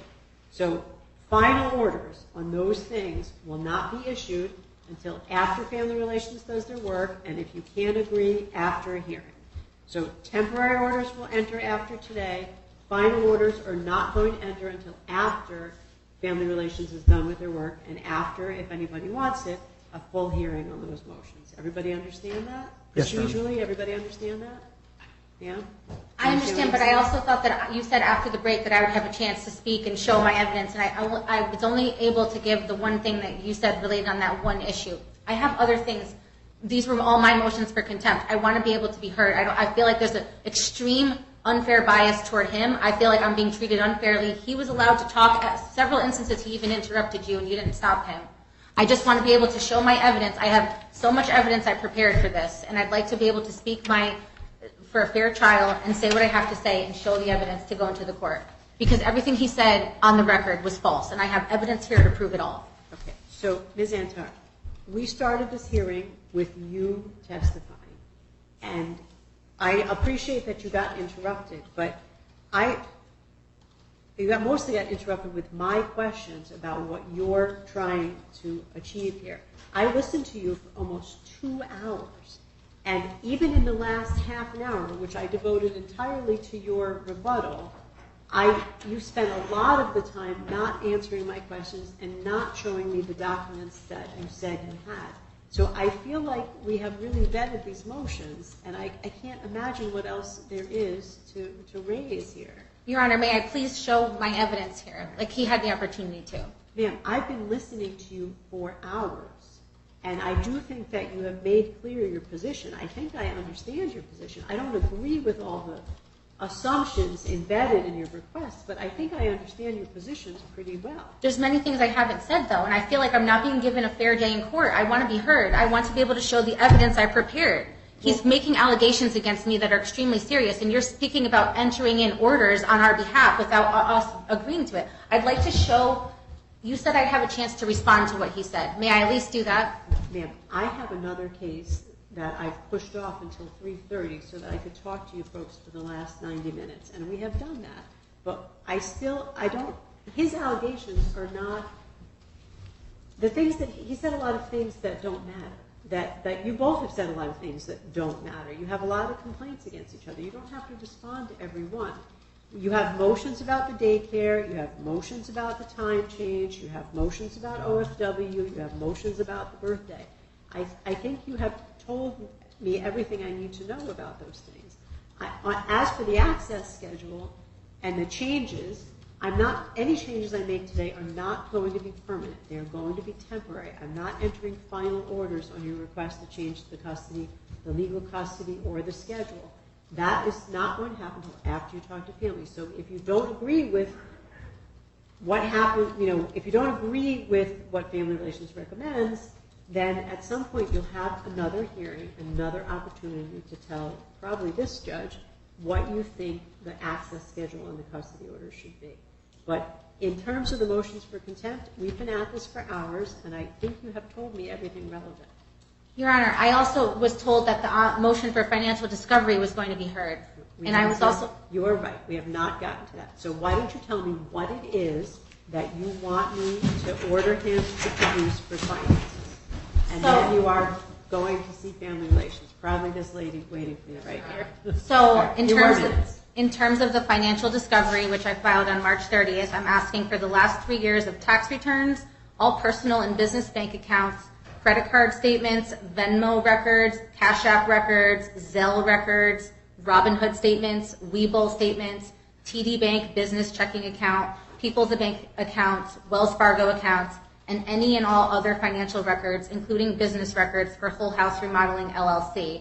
I want to see all federal and state income tax returns, IRS forms W-2, 1099, and K-1 within the last 3 years, all pay stubs, statements for all accounts, statements showing interest in... Why do you need 3 years? Because it's my legal right, and I looked it up. What makes you think you have the right to go back 3 years on a motion you just filed this year? I didn't just file it this year. I filed the motion for modification of child support in November, and that's what this is regarding, and it's been continued several times. And the reason why I feel it's important is because we've been in court for the last 3 years, since 2019. Mr. Lodice has lied several times about his income. He had stated in 2019 on the record... Stop. Listen. The way the law works is that once your case goes to judge... Well, let me put it this way. If you file a motion to modify something, like the child support, the furthest back that the court can continue, can look, is from the last order. So you have a motion before the court today to modify the child support, or the magistrate court. I can't go back many, many years, even if I wanted to. The law only says that I can go back to the last child support order. So anything beyond the last child, before the last child support order, wouldn't be relevant. So that's why I'm asking you why you need 3 years. Well, an attorney advised me that I have my legal right to have the last 3 years of all this financial information, because discovery was never done. So therefore, we never had an accurate idea of what his income is. And he stated to me that he made excessive amounts of money in the stock market in 2021. He stated to me that now, since having Whole House Remodeling in April 2021, that he's making extravagant amounts of money. Did you hear anything I just said to you? I did. So since June 2021 was the last time the child support was ordered, then does that mean that we can go back to then? If that's the last child support order, then you can request discovery back to that date. But it can't go back before that date, because nothing before that date would be relevant, because the court wouldn't be allowed to consider it. So then can we do it from June 18th, 2021 to present day? Because that's when the last order agreement was entered in 2021. Well, it can go back to the last child support order. I need to take a look at when that was. And I just want to be clear that both of you have to produce financial information to each other. So it's not just one way. When a court orders child support encompasses both of your incomes. So you would both be required to exchange financial information. I was told by an attorney that only if he files his own motion is that true. That's why I'm asking for an attorney. I'm asking for another court date. I did not have enough time to go over any of this, and I kept getting rushed. And then you rushed us saying to go put money in the meter, and then we came back and jumped to him. Now we're rushed again saying another person has a hearing. When we had a hearing on June 1st, they let us stay until 5 o'clock and actually didn't stop us from talking and let us say all the evidence and then incarcerated him. So I feel that, based on the advice I've gotten from an attorney that I've consulted with, I believe that I'm getting conflicting information about what my rights are in this case. And I was told it doesn't matter if you're married or not. You have the right, if in any child support case, to go back 3 years, especially if there's a discrepancy. Stop. Okay. Listen. Sometimes I do make mistakes, but I'm not usually wrong about the law. And I'm definitely not wrong about the child support law. So I'm sorry that you got a different impression from a lawyer that you consulted with. But I don't think that your impression is going to rule the day here. So let's focus on what it is that you would like to have him produce, and also what you are going to produce. Because child support is a function of both of your incomes. So if you get your request, and you ask somebody to revisit the child support and recalculate the child support, we have to use the right income numbers for both of you. So we couldn't take your old numbers from June, which might not be accurate, and his new numbers from now. We'd have to have both of your new incomes, your current incomes. So you do both have to produce some financial information. Okay, but when I just want to clarify, because you said like from when the child support order was ordered, and the order, nothing changed in the child support order from June. That was just all different things about custody and visitation. That may So be can you tell us what the date? Can you say what the date would be? I need to look at your file, which has many, many, many entries. So it will be in my written order, but I don't have time to look at it right now. But it will be included in the orders that I issue on your motion for discovery. So since the last time that the order was placed about child support, it would be like if the last time that it originally put in. Because if the other order says it's staying the same as per this order, then that's not changing it? Just so I understand? Well, the reason I can't answer your question is because I don't know the answer to that question. I need to look more carefully at the orders that the other judges issued. It's not clear to me if they considered child support or just declined to change it pending that next hearing. So I need to look at your file more carefully. There are almost 200 entries in your file, so it's going to take me a little while. Okay, the other question is the whole reason why we pushed off that modification for July 11th was pending this. So now since we don't have an answer, are we able to get an additional continuance in that so that we have time for the discovery to go through? I don't know. That's possible. We'll see. But that's something I would have to just file another motion for request for continuance? Well, it also has to do with the magistrate's schedule. So the child support magistrate is hearing, so far has been hearing your child support issues. It may make sense to keep them all, to just have you come once, and so I'm going to talk to the magistrate about that. Right. So you would like his personal and business records back to the relevant time as far back as you can go, right? I want everything listed here as well because he regularly uses Venmo, Cash App, and he also keeps a lot of cash. I have evidence here that the daycare stated every payment he's made since the first day was made in cash. He regularly, also when he had the birthday party, he paid the girl in cash as well. So what he does is, that's why he's saying his accounts are negative, because he cashes checks and he keeps everything in cash in order to try to lie about his income. And I have a plethora of evidence of him telling me that he has made more money than he's ever made in his entire life since he's opened up his own company. He testified on June 1st that on... Stop. We're talking about what it is that you're asking for. We're not taking evidence on your motion for modification. I just want word for word all the items stated here. Okay. Well, I don't know what you're looking at. What are you looking at? Is that your motion? Tax returns. Listen. This is my motion, yes. Okay. So the list is in your motion? On the motion for financial discovery that was filed in the court on March 30th.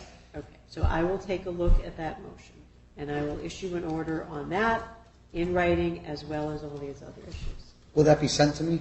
It will be sent to both of you. Thank you. At the addresses that you have on file, Shagbark Drive and Lyman Street. Okay. All right, folks. I think we're done. Thank you. I'll issue some orders in writing as soon as possible, including on your request for discovery. All right, we're going to take the recess, ladies and gentlemen, and then we'll take the next matter. Your Honor, may I ask one question? No, we're all done here. All right.